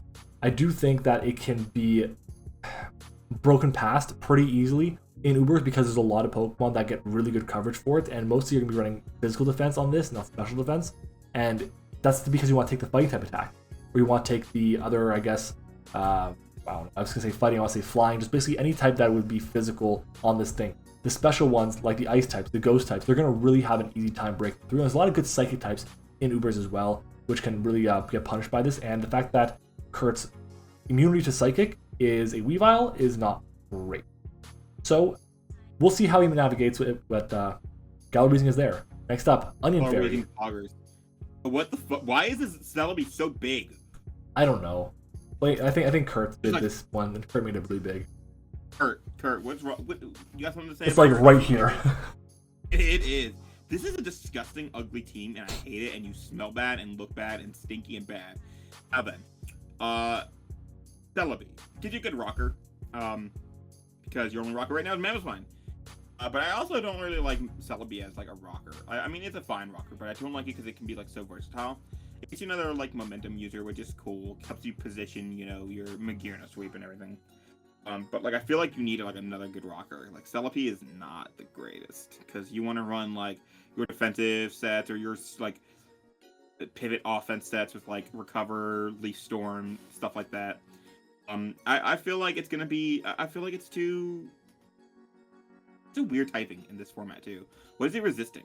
Like what does it resist that's actually worth? I think Celebi's a little bit overrated, and it's going to continue to prove that to me, I think, in Ubers. Hawlucha. So, Hawlucha either just doesn't go or goes really early, and I think this is a really good time for him to get Hawlucha here. And the reason for that is because I think there's a Feeny coming up and there's a Coco coming up, and if either of those teams pick the Hawlucha, it could be pretty scary, and the fact that Gray ended up going with it just gives him an option that could in certain matchups be just an auto win button, which is really nice to have because you're going to have the pressuring from the top 3, Groudon, Bikini, Rillaboom, and then Hawlucha in the back to just click a Swords Dance with the Unburden boost and go for game, which is really nice here. Again, I don't see a Pokemon that takes advantage of the Magnezone's trapping here, and Hawlucha kind of makes it even less important, so I guess. But it is nice that it has a speed tier, as long as Gray actually does not lock himself into just saying, I'm going with Unburden. He goes with Band, Scarf, Swords Dance, whatever. Even close combat with the White Herb is really good to have, and he has an Mon that's over base 100 speed, so very nice. Really glad that he got that Magnezone so he can trap the steals and he doesn't have to worry. What in the fuck, Amel? This is his rabbit spinner. This is his removal, Josh. What are you talking about? It's Amel. We have faith in Amel. I forgot he picked this. I'm so mad. I cannot believe I just saw that Mon. What were they even trying to say? What was the last thing picked? Let me finish my joke. Hawlucha. Hawlucha, right. I'm really glad that you can trap your steel type so you can run sub, bulk up, roost, acrobatic. Amel, get your ass out here. You're in trouble. What the fuck is this? Why am I looking at You're in trouble. Don't think a grown-ass man is in trouble. Amel moment. You're telling me. No, Volcarona was an Amel moment. Like, Volcarona is an Amel moment. Amel, the fuck? I O-code this with a Thwacky. I think we've had enough discussion on the Morpeko. Next up, Hopeless and the Darmanitan. Finally, some actual breaking, okay? It's more physical breaking, but it's breaking nonetheless, and it can really get out of hand pretty quickly against teams. It does break through annoying grass types, which Zekrom does not, which is good. And it also, I guess, if you want to say it, is a fire resist that helps out the Tapu Fini, which is nice. The more U-turn is always welcome. This team has a ton of pivots, a ton of really good options. The one thing that's not a pivot is getting spikes for you, which is super nice. So I like this Pokemon, and having the coverage it does get is awesome. Josh, it's you. Tauros. Tauros is next one. I forgot which one was next. All right, so Tauros. Okay. Again, like these 3 picks didn't really these 3 picks were like my low tiers. And I said that Vileplume was the most important because I needed like the resist and stuff. Tauros is literally just there for like the speed tier. Yeah, I was just trying to find like the best Mon in that general speed tier. Like I was looking like Ambipom, which doesn't exist apparently, and I was looking at NCP champion, best normal type ever, Gino. Yeah. I felt like Tauros was like a lot stronger in this kind of scenario. Really, really nice, interesting Mon. Good breaker, something you really had to like actually kind of watch out for, because like if you don't have the greatest physical normal resist, it's gonna do a lot of damage. I do think you said that Cincino was not really like as good as Tauros. I think you're wrong on that. I think because Cincino gets triple axle, it's actually better. So that's the only reason why, because Ubers has all those dragon types. It also has knockoff. Either way. Next up, we have the best Mon, the best normal type in the format. OG Albino. You have it? You have working on it. Where is it? Josh, get it. Where is it? Hurry up. Hold on. Let me find my shitpost. I can't find it. If you don't find it in the next like 5 seconds. Oh my god, Owen, have you heard of this amazing greatest normal type ever named Licky Licky? It has Wish, so it has a way to heal itself as well as provide support to its teammates. It's very bulky and is able to stomach even fairly strong fighting type attacks. It has plenty of coverage options, so it can be made to deal with most offensive threats as a blanket check. But wait, there's more. This Pokemon gets Oblivious, which means it cannot be taunted, and this is not a passive Pokemon and setup fodder. This Pokemon can be yours for only $19.95 plus shipping if you call right now. It also gets Belly Drum. Next. It's me! So, this is my basically final like round, I don't know, 8 picks? I know, like 10 picks. Essentially, I picked up Quagsire here because I need to have a ground type. I also need to have a Pokemon that I felt would be able to be a bulky water, because I kind of have Primarina as mostly as my fairy, not as my water, and they do very different things. We mentioned before how the Ferrothorn and Seismitoad are a really good combination, but I think Quagsire with a Moongus are also really, really strong, but more on a budget. Yes, they don't get the hazard options, but at the end of the day, they get recovery, they cover each other's weaknesses really well, and overall, getting me unaware at a Pokemon at only 4 points is really, really nice. The one thing that kind of gets like that beats Quagsire are going to be Toxic and is going to be Sub. And it's only if I can't break the Sub with an Ice Beam, a Scald, an Earth Power, whatever. So I do think Quagsire has a lot of benefits going forward. For 4 points, it just was too tough to pass up. At this point, I have like 41 picks for my Uber set up. I think I have like 9 points left at this point. So I have 1 to 3 mons I can get outside of my Ubers, and kind of just gotta go with it. Or 1 to 3 mons? Yeah, 1 to 3 mons. So hopefully I can get a nice team, but it's all gonna be low tier stuff from here on out. Next up, hey, Matt, I'm really glad that you got that Quagsire. I was afraid that you wouldn't get any bulk on your team. Alolan Persian. What do you even say about Alolan Persian? You love this one. When I draft Alolan Persian, I'm only drafting because like I need a Dark type. I need something in 115 base speed. I'll just get Alolan Persian, and I don't bring it ever. I mean, it gets Parting Shot. It gets Parting Knockoff. Shot, it does. You're right. It's a safer way to get like a new. I never bring it. I'm just like I need a Dark type so people can't just bring Store Power versus me. Oh, Miltank.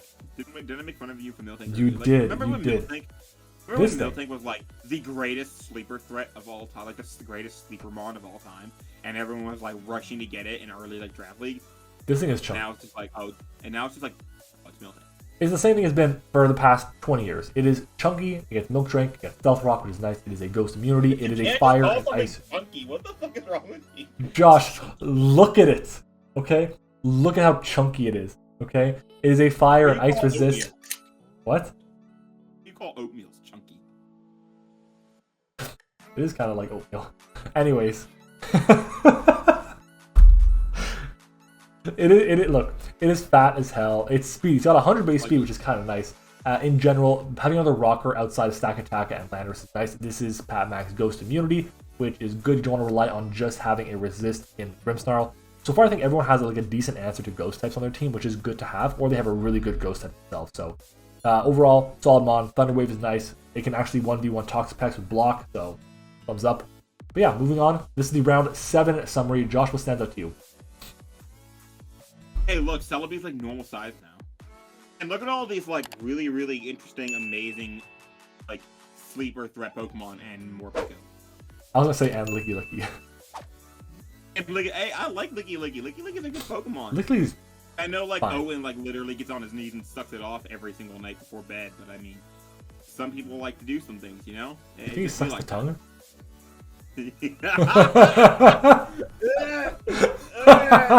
Oh my god, man! Round 8.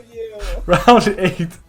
Dragalge from the Sacramento Sandslash. This is a grounded poison type. It gets T-Spikes, gets momentum, it gets a dragon type move. In general, solid all around. It's super bulky on the special side, so you can take many different hits, which is really cool. As Josh is trying to like vomit away the ridiculousness out of his system. In general, I did throw up a little bit in my mouth. Look, I do think that having this thing for Pat Mac is going to allow him to have a good special check to a lot of different things. Even though it's going to be taking a lot of damage, a lot of super effective damage from ice, from fighting, from ice, from ground, from dragon type attacks. In general, it's a really good lure with the resist berries and can fire off adaptability boosted attacks, which are going to do a shit ton of damage. So, really good pick. I like Dragalge a lot. I like how he was like, yo, look at my fast offense, my fast offense, my fast offense, my suicide screens lead, and then like, shit. like these like slow like trick room monster. What are you trying to do? Ooh, Rhyperior. You love Rhyperior. You love Rhyperior. Scarf Rhyperior coming to the rescue. Did I run right? Oh, I did. I ran Scarf Rhyperior versus you. And I fucking tricked it as Scarf back. Oh my god, that's right. Oh my god, the Clefable. I forgot about that. And I still only lost because you crit through my fucking Xatu. That was the funniest shit I've ever seen in my life. Was just like when I saw that trick go off. Okay, Rhyperior is really, really cool. Right? Because, like, you know, everyone knows, like, our Rhydon's, like, this good, decent, budget ground type, but, like, so is Rhyperior. It's not as bulky because it doesn't get, like, FI Life, but it gets Solid Rock instead. But, like, also Rhyperior is, like, insanely strong. Like, I feel like people really underestimate how strong. This thing is stronger than Excadrill. Tyranitar. It is really, really stupid strong, and it has Stab, Edge Scrape. Rock Polish is really nice. If you gave this thing like 70 base speed, oh my god, it'd be like the best Rock Polish sweeper ever. Matt, what are you doing? I'm afraid of what you're typing. I'm afraid if you're making like a meme or something. I was deleting my window. I'm not making a meme, don't worry. I'm not advanced enough to make memes, okay? Moving on, okay. It's my pick. My pick. Oh good, I didn't think you had enough bulk on this team yet, MattOshea. Let me make this clear. Hitmontop is a bad Pokemon. It's a really shitty Pokemon, okay? But it gets, well, one thing that's important. It gets Rapid Spin, because right now my Rapid Spinner, my Defogger is Mandibuzz, and that's it. It also gets Intimidate, which is kind of cool. And the reason why I took this over other Rapid Spinners is because it gets Triple Axle. Triple Axle will allow me to break through a lot of these really fat Dragon types, which are in the format here, and Intimidate is just nice. I really dislike this Pokemon in general, but what it provides can have usefulness. But in general, I'll be honest, it's probably going to come to like 2 games, maybe 3 at the very most in a 9-week season. So for 6 points, not bad. I have 41 points plus 3 points left over, 41 for my Ubers and then 3 points for non-Ubers. And I'm going to be using both of those draft slots to get a 2-pointer and then 1-pointer. So yeah, moving on, we have OG Albina picking up Yuxie. Matt, you have said so many wrong things in this stream. What do you got against Yuxie? Jengar. Okay, okay. I thought you were like saying Yuxie, like it was like bad. I was like, Matt, this is like my favorite. No, I know it's Uxie. I just say Yuxie just because it's a U. I thought you were making fun of it. I thought you were saying it was like a bad mon. No, it's a great mon. It's really good. I'm up to Canada right now. It's so good. It's really good. All these things are good. All these psychic types are good. Cool. Woo. Woo. Oh, I almost had to beat Matt's ass. All right, so Uxie is a really good mon. Yes, Mario. Rocker, just like a really just easy to throw on mon. Like, what's your opponent gonna do? Do you know how many things OHKO this mon? None. 0. It is really hard. Easy to think. It's so easy to always just take one hit with this and get a Brock. Click Thunder Wave. Click Toxic. Click Psychic. Click Knockoff. Memento. Whatever you want. Click U-Turn. It eats so many hits, and it has like decent speed too. What's its speed? Like 95. 95. Yeah. Uxie does what it does. It does really well. It doesn't do anything else, but it does it really well. I want to say I think this thing would jump up like 6 points in Draft League if it got like Recover. Oh my god, yeah. It'd be so stupid. I think it's recycled. I think it's recycled with like a berry, which is like in Gen 7 would have been super dope. But in this gen, it's like 33% at what, 25%? A little bit iffy. But either way, really good mon here. Next up, it's you with your ice cream cone. I love me some vanilla. I know I keep saying I love these mons. Like I love vanilla. And I've said before, like earlier in the stream, like you need Stab Ice Shard in Ubers. Get Stab Ice Shard. Guess what I got? Stab Ice Shard. And one of the strongest, hardest hitting like ice types ever. Stab, no hitting, no missing, no hitting. God, knowing me, no missing Blizzard, which is really good because I can't hit anything to save my life. And it gives me a mon that's immune to freeze. You know. There you go. That's what's important. That's really important here. But it can also like get Aurora Veil up. I think. Does it get Aurora Veil? It does. Yes, it does. It does. See, I got Aurora Veil for my like nice Cosmic Power sub Mew if I wanted to. Strong mon. In this case, I originally was gonna get like something a lot fatter. I don't even remember what I was gonna get. Regirock, I think. Regirock with like Cinccino instead of Tauros Vanillix, but like I wanted more offense. I could actually like hit stuff. I like Mons, a nice Scarfer, it's a nice potential like screen setter, Stab Ice Shard, etc. Oh, Ice Cream Cone. Very solid. Next up, we have another Dragon type for the team with Zekrom. And I kind of like the idea of going with the double Dragon here because you have one Dragon in the Zekrom that can really break through Fairy as well because it has the Bolt Strike and the Fusion Bolt and whatever. Then you have the other one that even though it did... Sorry, let's try it again. Zekrom can beat through Fairy types, but it can't beat through grounds as well. Now you have a Pokemon that's immune to ground that can still break through those ground types. It can still punish a lot of the Pokemon in the metagame. It is really expensive at 16 points, but I do think the combination of it plus the Feeny is nice. The one thing that you'd be really worried about is offensively that combination is not as good as you might think. And the reason for it is because Hydreigon is off the ground. And that means that any Dragon type attacks that are going to attack it, even when terrain is up, will still do normal damage. And Hydreigon, when it's firing off its Dragon type moves against something that's on the ground, will be doing less damage. So you want to be careful with the way that works, and that's why I think pairing a Pokemon really wants to click Dragon type attacks against, well, on a team with Feeny is just not as good as it could be. And that's kind of what we're going to see here from Hopeless, but in general, another really good pivot.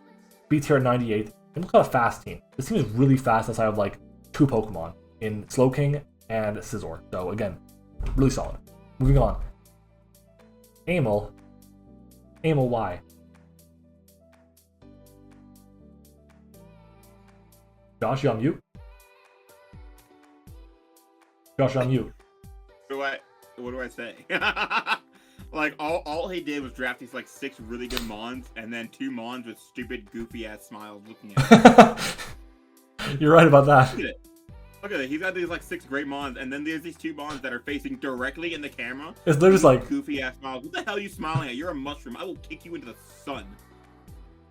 He'll kick you into the sun. It gets strength sap, which is cool, I guess. And is this his fairy type? This is his fairy type. Gosh, that's terrifying. Please stop. Okay, here's Gray picking up T-Tar, the double weather. Great. Why? Great. I love double weather. Listen, I think double weather is great, but when I think of double weather, I think sun rain, not sun T-Tar. No reason. And T-Tar's just like there. I guess the good thing is that like T-Tar can also like run on nerve if you really want to, and like get rid of resist berries.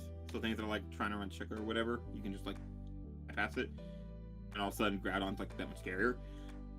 Like, I don't think of Sun Stand. I mean, it's not the worst. It definitely could be a lot worse. But so like, So people once at one point in time gave me shit for drafting Abomasnow with Arctozolt for a total of like, I think of like it was like 9 or 10 points tops because I had Dragonite. This man drafted a 14-point T-Tar and does not have anything to abuse it right now with a Dragonite. Why? Hey, listen. No. Here's what's gonna happen. All right. I got expert analysis. You gotta run Defog, Lucha to make sure the rocks stay away, and then you're gonna be able to run Safety Goggles Dragonite. That's how it works. Genius. What can I say? Gray, that'll be $20. Q is up next with the Hitmonlee. This is like a random thing. I don't know why. I really like the colors of this team. I think this team's like really colorful. You know why I think you got this? Removal. It's true. I mean, Zapdos is removal. Not bad. I mean, but it's his only removal right now. This thing actually is Rapid Spin. If you go for close combat, you can proc on Burden. If you go for even Curse, you can proc on Burden too if you run the White Herb, which is nice. Speed tier 87. I mean, 87 base speed is, again, this team is so fast, I find. Like, yes, there's a couple mons that are like below the high speed tier, but like, there's nothing really below base 8. His slowest mon is a thing that runs shift gear. Right, exactly. It's not bad at all. He runs max speed shift gear. Zeke, thanks for the bit. Moving on, we got the Walt Disneylanders picking up Snorlax. Everything in double-digit points here. We'll say about like the last thing, the Hitmonlee. It has to be like the only thing it can be is removable because he already has 2 other physical breakers in Mamoswine, Obstagoon. Like, there you go. So Snorlax, right. You want to talk about Snorlax?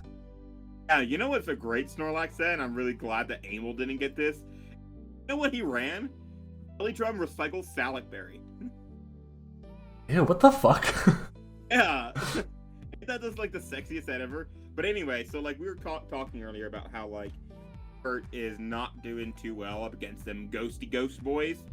You know, his dark type's Weavile, which I don't know if you know anything about Weavile, but it basically gets 2KO'd by Shadow Ball from everything. So and you have like a mon that you want to bring Shadow Ball versus, because otherwise you're gonna die to it. You're gonna lose to it. So having Snorlax as like the normal type ever, or like the thickest normal type ever, is really, really nice. I love Snorlax. I think Snorlax is a great new burst. I've used it before. I think I used it last season. Really, really nice thing. Josh. Would you say Snorlax is chunky? Canada can't protect you, Maddie. Canada cannot protect you. I don't think you understand. You live in a very peaceful country. I live in yee-haw, gun swinging. Canada will not protect you, MattOshea. I'll come up there. I'll come to Canada with your maple syrup sucking ass. What I will say about this Snorlax is, if this team did not have a, I was about to sneeze here. This team did not have the Weezing, I would be like, why? Like, it's really not. It doesn't do great because it's super weak to fighting. I find this team, but with the Weezing, it can really take those fighting type attacks really well. Next up, I hate Zeke so much. Is Boots. Zeke is chunky. Zeke, what? Okay, that chat message there. Whatever you say, buddy. Corey. I hate Zeke so much. All right, Tangela, what's up, Tangela? What does Tangela do here? Let me look. All right. Knock off. Oh, hey, I mentioned Zygarde earlier. This helps with Zygarde. It does. Because Zygarde beats it. Zygarde beats this 1v1. You run Sub, Coil, Strike Sap. Grass Knot. Yeah, no. Skitter Smack. You run Sub, Coil, Thousand Air, Skitter Smack until low special attack, and you beat it 1v1. Fair enough. I mean, okay. But this is like a good natural ground resist. So like right now, until here, his ground resist were like so susceptible to gravity. So this gives him a really nice like answer to that, even though like the gravity user is like Landorus Incarnate, which runs Sludge Wave. But still, it's really nice for like gravity sets, so you can't run like gravity combination with like Drill or whatever, or Landorus T. So we are going to say I think this. it helps him. There is currently no Zygarde that's been drafted, so that is important to note. Alright, cool. Next up, Mario, rounding off round number 8 with Raikou. Scald, still keeping that thing is fantastic. Thunderbolt, Volt Switch, Aura Sphere, Extra Sensory, Calm Mind. Toxic, did you guys know this thing gets sub and Toxic? I didn't. I had no idea. Okay, the speed tier really nice to have. It breaks the speed tier between the Marshadow and the Latios, which doesn't really matter. They're pretty much perfect in terms of speed tier anyways. But it does give more momentum, which again, this team can really appreciate because you want to get into your broken Pokemon as much as possible. Josh, I hear you laughing over there. Okay. Do you have something you want to say about this Pokemon? Dude, anything you want to say about this? You made Seabed quit Draft League. No, You made Seabed quit Draft League. You know what's funny? You know what's funny? You actually recommended that set to me. You're like, hey, this set is really good, and we're like, I know, let's do it. I'm well aware. I looked at the match and said, yo, some Toxic Raikou like obliterates. Let's take a look. Round 8 recap. Okay, outside of the obvious Toxic user and Raikou, what is really good here? Is it Shiinotic? Everything that's not fucking Shiinotic. every mon that's not Shiinotic is good here. To me, the best mon in this, that's the best mon's been picked, the one that fits the best for the team, is going to be the Snorlax. I also really like the Dragalge. I was definitely thinking the Snorlax. I was thinking the Snorlax, that or like Rhyperior. Rhyperior solid too. Moving on. Like, I mean, Tangela was fine, Raikou was fine, in terms of synergy and everything. Like, Vanillix was whatever. Like I said, it was like a whatever mon. Like, the Snorlax and the Snorlax was the shit. Snorlax is really good. Fits really well on this team. Next up, round number 9. Let's try and power through these, Josh. We're on for an hour and 45 minutes. Try and push through to get this done in the next, like, 20-ish. X-Cloud. An hour and 45 minutes. Oh my god, it's almost 3 o'clock. Yeah, let's push through. So, X-Cloud, fat, strong, slow, boom burst. That's all you need. Boom. Scrap it. Boom. This is his answer to Ghost Types, by the way. So. Shiinotic said. I mean, Snorlax is like Snorlax. X-Cloud is really, really cool. Like, it gives him a really good special breaker outside of just Latios, so Latios can like run stuff. But I feel like his team is so specially offensive, and then Marshadow. Yeah, you're kind of right. It really is. I think like Zaru is the best thing there. Joe, you got a special hitter, and then Marshadow. Yeah. So next up though, offense, like there's Zarude and Marshadow, and that's like literally it. Next up though, Josh, why don't you handle this? I'm gonna blow my nose, so I'm gonna mute everything. Ah, Lucario. Yo, I've been using this shit on the ladder. It's just like fire. This is a fire mon right here. I think Steel Spam is really interesting. Having this and Celesteela here. One to weaken and then one to sweep. So really, really cool there. It gives him some nice priority with Vacuum Wave and, you know, extreme speed and stuff like that. But I think it's just like a kind of like a weird pick. Like, you spend a lot of points on this when you already have like setup sweepers, you have Swords Dance users, you have Nasty Plot users, like you have a lot of stuff. I don't really see too much value in why it's here other than the 90 base speed here. I'll be honest. You have everything that it can do other than this. I think this mon it's a good mon to have. It's a fighting type, which is cool. It can do both physical and special things, but this team is really offensive, I find, and I think that it's relying a lot on the bulky offense aspect rather than on having Pokemon that can be bulky and take the hits, and the Pokemon that are going to be able to be really good offensive. There's not a lot of pivots, I find.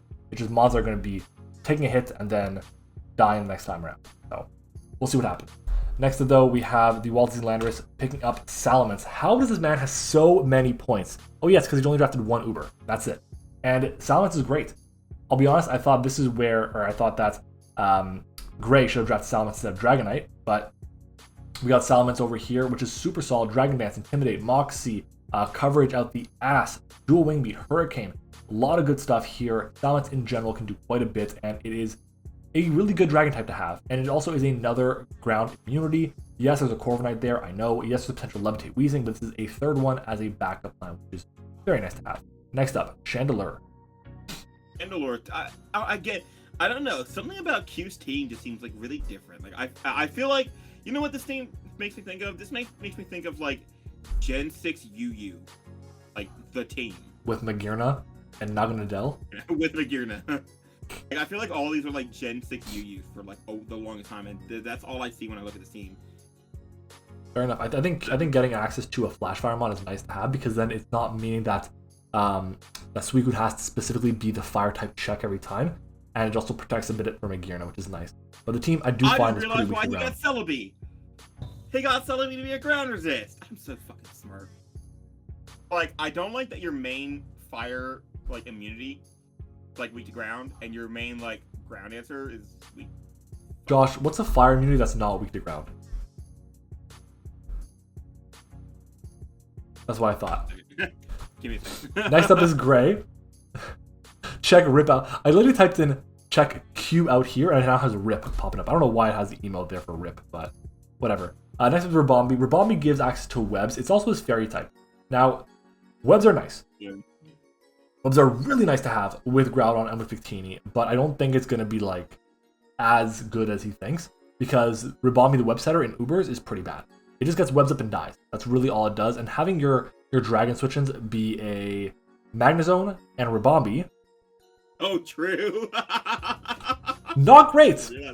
Not great. Oh my god, like there's a lot of, and you can see like, if you really think about like what his last couple picks are going to be, it's pretty obvious, like based on the team structure and what he's going for with everything. So like, bruh. How do you need webs? Like, your team's already going to be faster than hell. Type null. Okay, Amel. Now you got me. Now you got me back on board. I didn't just start with this. This is a fine, but this is a fine Ghost Resist.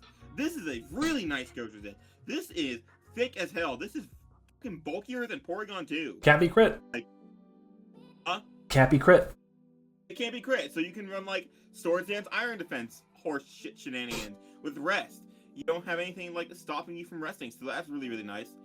It gets pivot move. It can pivot. It gets like Icy Wind to like stop like setup sweeping.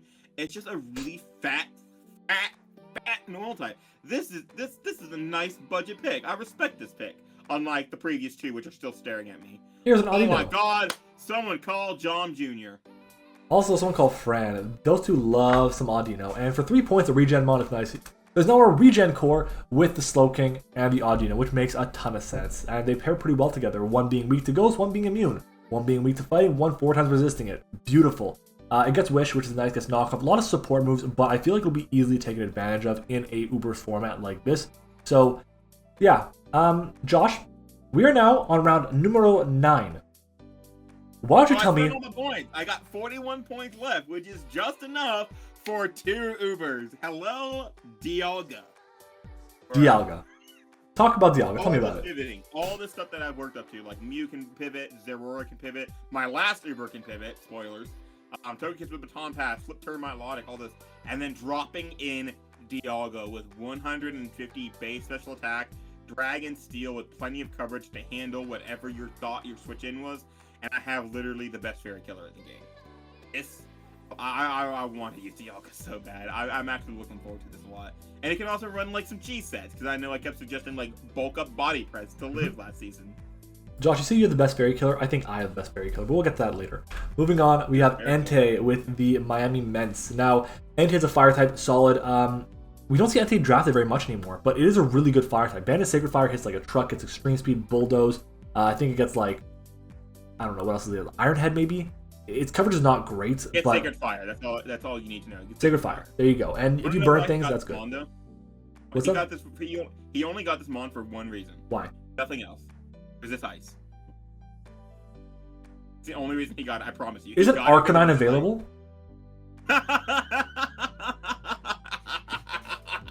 Arcanine is literally available. I think it's like 2 more points. So as long as he has 3 points left over, he can get Arcanine. But no. Entei, sure. No, Entei, fine. Whatever. Entei, sure. Don't worry. Wait till you see. Wait till you see what he gets last. He's really excited for his last pick. He was geeking. He was going crazy in his front office about his last pick. Beep, beep. The bus is here. So, okay. I want to get this, not because I needed it. I don't need webs at all. I just said, I have 3 points left over. Now no one else can have it. Why not? I'll take it. It gets Volt Switch, gets webs. That's really it. If it comes to like one game, it'll be a success, and that's it. Oh, whoa, win. Oh my god, why has no one ever thought about that? Oh, Golbina. Oh, Golbina. Moving on, we got Thunderous Eye on mid's team. Now, Thunderous Eye, let me see, let me look at the team. Another well-balanced team here. Speed tier helps out a lot. It goes from the 115 to the 99, which was, again, normally would have been, I guess, fine, but now you got the 111 and to you break got a it mon out. that people actually want to prep for, instead of like, oh, it's just an low person, move on. Now True. you actually got a speed tier that people got to worry about, because it's like a strong fucking Pokemon. If you don't set up for this thing, if you don't prep for this thing and be prepared for like the random paralysis coming your way, then it's going to be a problem. Moving on, Amel picks up the Cloyster. It's not Amel. And what was I saying? Amel, Padmax, sorry. Again, Cloyster. Listen, Cloyster, you sleep on Cloyster, you're gonna get your shit rocked. I ran defensive Cloyster so much last season, and this thing actually takes so many hits. It's so fast. It's so fast. Oh my god, like I used it as like a ground answer like numerous times. I can't remember what I walled. What did I wall with this thing? Like a Lander's Tea or something? I feel like it's a really good check to Zygarde, so that's a thing. Oh, I did run it to stop Zygarde. I 100% did. Shell Smash, great. Ice Shard, Icicle Spear, Rock Blast. No! Zeke, shut your ass up. Moving on, the round 9 recap. We are entering what could be the final round for, I believe it's going to be like 5 of our coaches here. So, Josh, right now, obviously, there's a Dialga. But other than Dialga, what stands out to you? And why is it Charjabug? Charjabug doesn't even stand out to me anymore, because I'm just like, it's not like, who got Charjabug? It's like, oh, who got Charjabug this season? Yeah, because it's a good mod to have. Because it's like a really nice 2-point web setter. It's just a solid mod to have. What stands out to me? I think Lucario stands out to me. Not because I'm like, yo, someone drafted Lucario. I'm like, yo, someone drafted Lucario. It's like instead of like an exclamation point at the end, it's a question mark now. It's like, why? Why did you draft Lucario? You could have drafted any other Pokemon that was available except Lucario, and you drafted Lucario. There's a Salamence there. There's a Chandelure there. Look at all these Pokemon that were there, and you drafted Lucario. Alright, cool. Jesse 5-4, prove me wrong. Lurantis. Was this his last pick? No, he has like Uber after this. He has one more Monarch.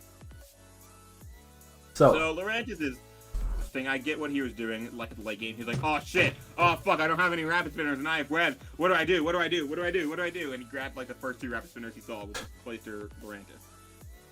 Does Lurantis even get rapid spin? It gets defog. But this is a ground immunity, or a ground resist rather. Don't worry, Cloyster is already ground resist. Don't worry. So, you know what else is a ground resist? Vikavolt! Anyway, so this is like except it's not, but okay. Gets levitate. Close enough. But Josh, what about the arrows from all the Zygardes that were drafted? There's 3 of them. Yes, 3 of them. How many were drafted? Looked like 0. And all this shit that I was talking about Zygarde too. Damn.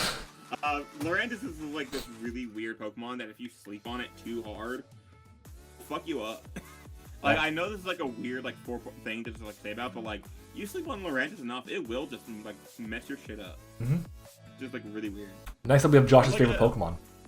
Thwacky! Let's go! I fucking love Thwacky. This is a broken Pokemon, everyone. You will respect Thwacky in this chat, or I will ban you immediately. I have mod powers here, and I will take your ass out. Bah, bah, bah. So Thwacky gets Terrain, which is nice for recovery, which this team doesn't have much of outside of the Crobat, which is immune, the Slowbro rather, which has Regenerator and Slack Off, and the Wish Sylveon. So makes sense, can support things decently well. The team is kind of weak to fighting, or not fighting, ground, excuse me. So having Thwacky around makes a lot of sense. Zeke, appreciate the gifted sub, man. Thank you so much. Moving on. That was so nice of Zeke. Shelmet! This is my Shelmet. This is my Shelmet. Now, do you want to know why I drafted Tinkershell here? You want to know why I got Tinkershell? You only had 1 point left and you needed something funny to live with. No, it gets spikes, Josh. It gets spikes and it gets toxic spikes. So now I can bring this thing, because I have 1. Team that people are constantly switching on. Josh, I have 1 rocker. I'm glad you got more bulk. I have 1 rocker, Josh. I have 1 rocker, okay? Just 1. I need to have some way to get hazard pressure off, and this is it. I will bring this thing 6 times this season. Don't quote me on that.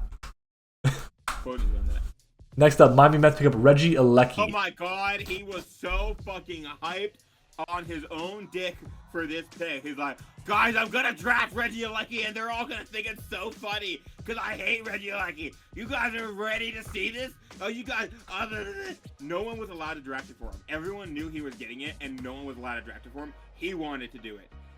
He wanted to do it. He was like riding this high so hard. I'm like, dude, it's just a stupid 5-point mon. Like, we get it. It's like a throwaway mon. We get it. We know what you're doing. We get it. Pass up. I just want to say, Owen could have made this team so much better. The Falcon terrain with this mon is probably insane. Yeah, not if it's against a fucking dark type. You mean ground type? Right. Shit. Moving on, we have Josh in his final pick.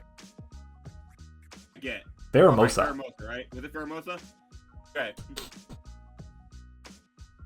Pheromosa. I mentioned like earlier, like I was gonna get one more pivot mon. Yo, look at my blisteringly fast fucking team. Like all my slower mons can like run Scarf, except for like 2 of them. I can run Scarf Mew, and I've run Scarf Mew. I have a blistering 143. I can run Scarf Kiss, Scarf Croak. I can run Scarf Tauros, even though it's already 110 fast. Scarf Vanilla. My team is blisteringly, insanely fast, and like stupid strong. And I have like ways to switch in on like all the priority. One thing I've even mentioned to Liv, like most everyone. Pheromosa, what's up? Whoa, Melissa. I fucking hate. I already know who said that. I'm not even looking at chat. I know who said that. Who was it? Zeke. Yeah, it was. It was Zeke. Of course it was Zeke. Who else would say it? Oh, we're dropping frames. Anyway, so like, of course I'm dropping frames. I always drop frames. I am. Damn, fucking suddenly. Oh, awesome. Not me. Stupid Canada internet. Let's hurry up. Pheromosa. Okay, Pheromosa's great. Everyone think that it's like really weak, it's weak to priority. It's fine, doesn't matter. You can run like physically defensive because you're gonna be faster than anything. True. Anyway. Next mon. Let's go. Eldegoss. Eldegoss. It sucks. It's a bad mon. It's ugly. It's stupid. It's got a big ass round head. It's not coming week 1. All right, next mon. Eldegoss literally does nothing for a team at all. It's a bad Pokemon. Next up, Regirock. Regirock's awesome. It's physically defensive. It can run like Stealth Rocks and Rock Polish and Thunder Wave and Rest, and it's fat and it walls Charizard X. Next mon. I'm really going a little bit too fast, okay? Greedent. The most jack pick ever. This thing is bad. But why will he only draft this? This is the only normal type he will ever draft. And the funny thing is, he almost beat me with a fucking belly drum Greedent once. But he didn't. But he didn't. He swears by it. He says like this is like the greatest mon in draft league. It's 2 points for a reason. He's just like the best. Don't fuckle with Shuckle. Cool. Once again, don't fuckle with Shuckle. It's a nice UU team. All right, UU team with Magirna, Naganadel. All right, next. Webs, rocks, again very nice. Right now, how many rockers does he have? Rocks, you know, the fat mon. This is his 3rd rocker. Hey, you know this. Hey, you know this beats the Crosman 1v1. Where's Jump Jr.? But awesome. It gets Quiver Dance. It's Quiver Dance. That's enough of that. Wobbuffet. So, okay, Wobbuffet, it forces prep. That's the only thing. It's not a good Pokemon, but it forces prep. And if you don't prep for it, the one time it comes, it can steal you a win. Okay? If your opponent didn't prep for it. So, I get it. But again, it's not good. But it could do work in certain situations. Next up, Rotom Frost. The final pick for Mario. Another good pivot mon, honestly, to like get in your Marshadow, to get in like your Latios and everything. But once again, he's just like so specially heavy on this team. Yeah. Like, you're literally, this is how you prep for Mario. Ready? You bring your Marshadow answer thing. There is none, Josh. Then you bring there's plenty. If you have a Shelmet, shut up. Shelmet beats Marshadow. I've seen it happen before. Anyway, as I was saying, you bring something to check Marshadow. You bring a Choice Scarfer, and then you bring like 2 Spadef Walls, and then 2 Filler. Guaranteed. I promise you. Run that, and you'll beat Mario. Round 10. Josh, what stands out about round 10? And don't say Pheromosa. Well, you got all these amazing, really like interesting picks. You got these mons that force prep. You got like super mons that I love to talk about. And then you have Greedent.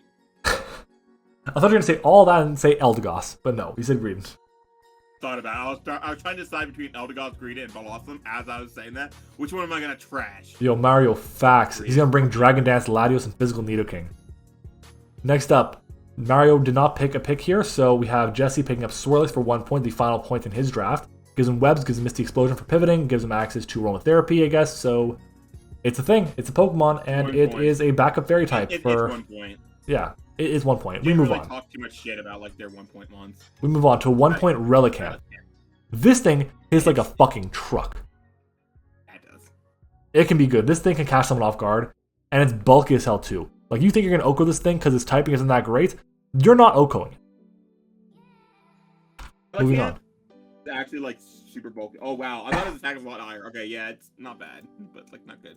Oh my god, this fucking Cantromon. He doesn't even get what you're supposed to be getting. Like, do you not realize what you're supposed to be getting here?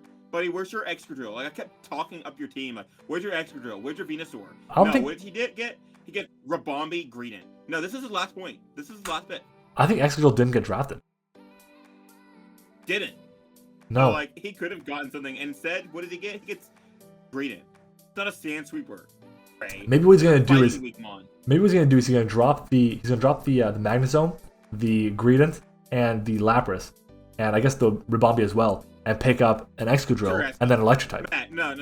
You shut your ass up. You know damn well he's not dropping Greedent. I know. He'll drop Groudon before he drops Greedent. Fair enough. He'll drop everything. He will literally reset his whole team and just keep Greedent. Moving on. Zamazenta Crown. This is Amel's second Uber here. This is not a good Uber, but it's an Uber nonetheless. Being forced to run the Rusted Shield as an item really hurts it, but it is bulky as hell. It can take many different hits. Setup sets aren't bad at all. Its coverage is fine. Not great, but it's fine. And its typing, I think it's like Steel and Fighting, so it's Lucario typing as well, which is not bad at all either. And it's a duplicate typing for what he already has, but either way, its speed is really good, which is something to note because his speed tier, I think, caps out at the Mean Shell, if I'm mistaken. So having this as an option is pretty cool. It's a good Amel team. Not bad. Like, I actually think Vom's like a little slept on. I don't think it's like great by any means, but like it's kind of slept on. Like, Kurt asked for help last season, and I gave him like Rest Talk to Zamazenta, and they're like 1v1 everything. Opponent's team. Yeah, it can do that. 1v1 everything. It can really do that. It's so stupid bulky. It's actually like big good horse.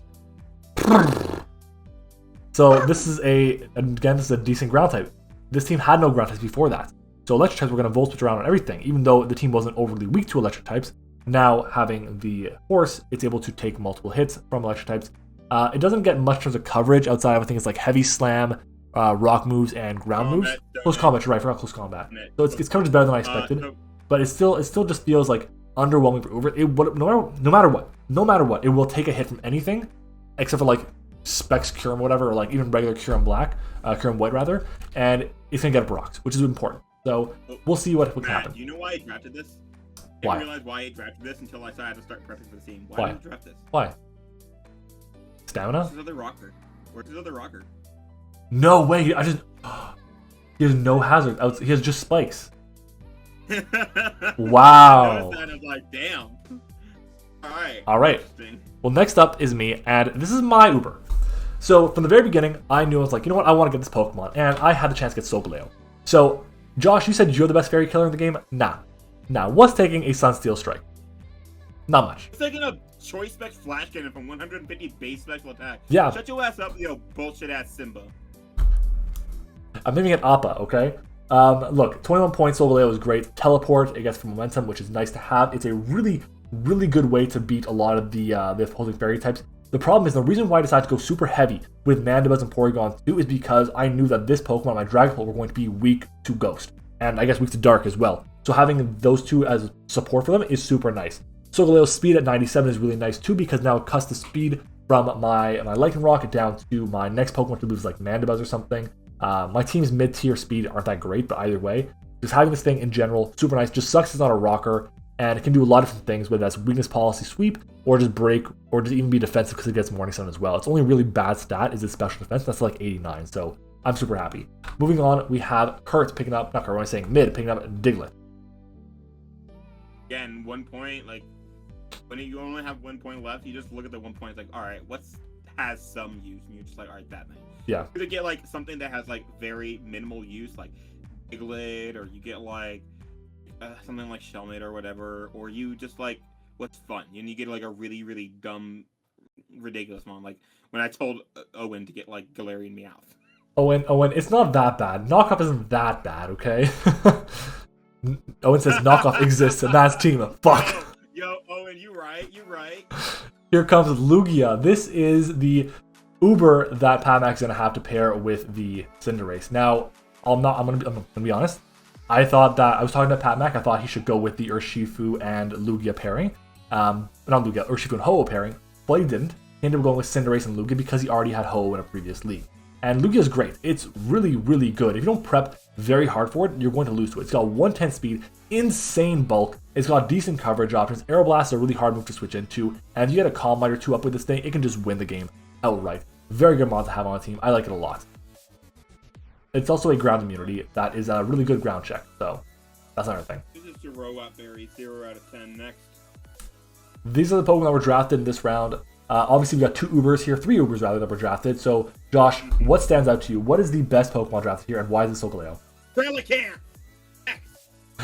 Next. I want to talk about like how around 11 people are like running out of Mons, so Pure and Black and everything. All right, next slide. So this here is the only pick in round 12. This is the only pick in round 12. Here, this is the previous slide. This is the only pick in round 12. Okay, it's my pick. This is my second Uber. I decided to go with Dragon Spam. The only person that got 12 Mons. Yeah, the only person that got 12 Mons, and I was gonna go with 10. Like I was gonna get like a 9-pointer instead of the Hitmontop, Charger Bug, and Shelmet, but whatever, it happens. At the end of the day, Kyurem is Kyurem.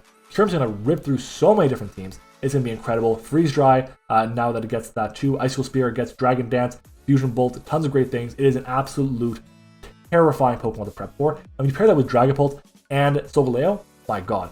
This team here, what I'm gonna say about this is there are gonna be weeks where Pult just does nothing, but like kind of pivot around, and there's gonna be weeks where Kyurem does nothing, and Pult's gonna do it so much. It's gonna be one of the others gonna put in work, and that's really it. I like this team a lot. I think it's one of my best teams I've drafted in 8 seasons of Bibble. Josh, what do you think about your team? I think it's hilarious how I typed in Vanillix, hit enter in round 8, and said, "All right, I'm done."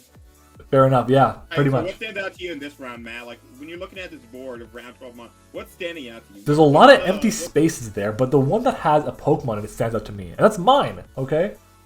So, ladies and gentlemen, this is going to be the end of the draft stream. We went, what, 2 hours and 15 minutes. Shout out to Josh for giving us a hand. Exclamation point, Saint Snow in the chat. No spaces, no capitals.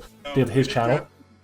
At MattOshea, when do the draft analysis go out? The draft analysis go up tomorrow. Thank God, because if you were to set today, I would have been really upset. Yeah, don't worry, tomorrow. I haven't recorded mine yet. So, the draft analysis go up tomorrow, which is going to be a ton of fun. Make sure to check out all the coaches. We have quite a few people who are actually close to some milestones, so I want to give a shout out to Owen, OG Albina, who is super close to 600 subs, exclamation point Ments in the chat for that. We're close to Josh, who has almost 400 subs, exclamation point Saint Snow. Anal is super close to 50 subs, exclamation point Skorupies. Q is close to 450, exclamation point Dragapult. And Mario, exclamation point Rillabooms, because he is super close to 250 subs. Make sure to go and check out everyone else in the chat, in the league. We also have Hopeless, who is currently at 7 subscribers. Owen, what am I saying? Hopeless will be uploading games for the first time. I think this is his first Wi-Fi league, so it'll be super, super fun to see what Hopeless can do. So guys, thank you for watching.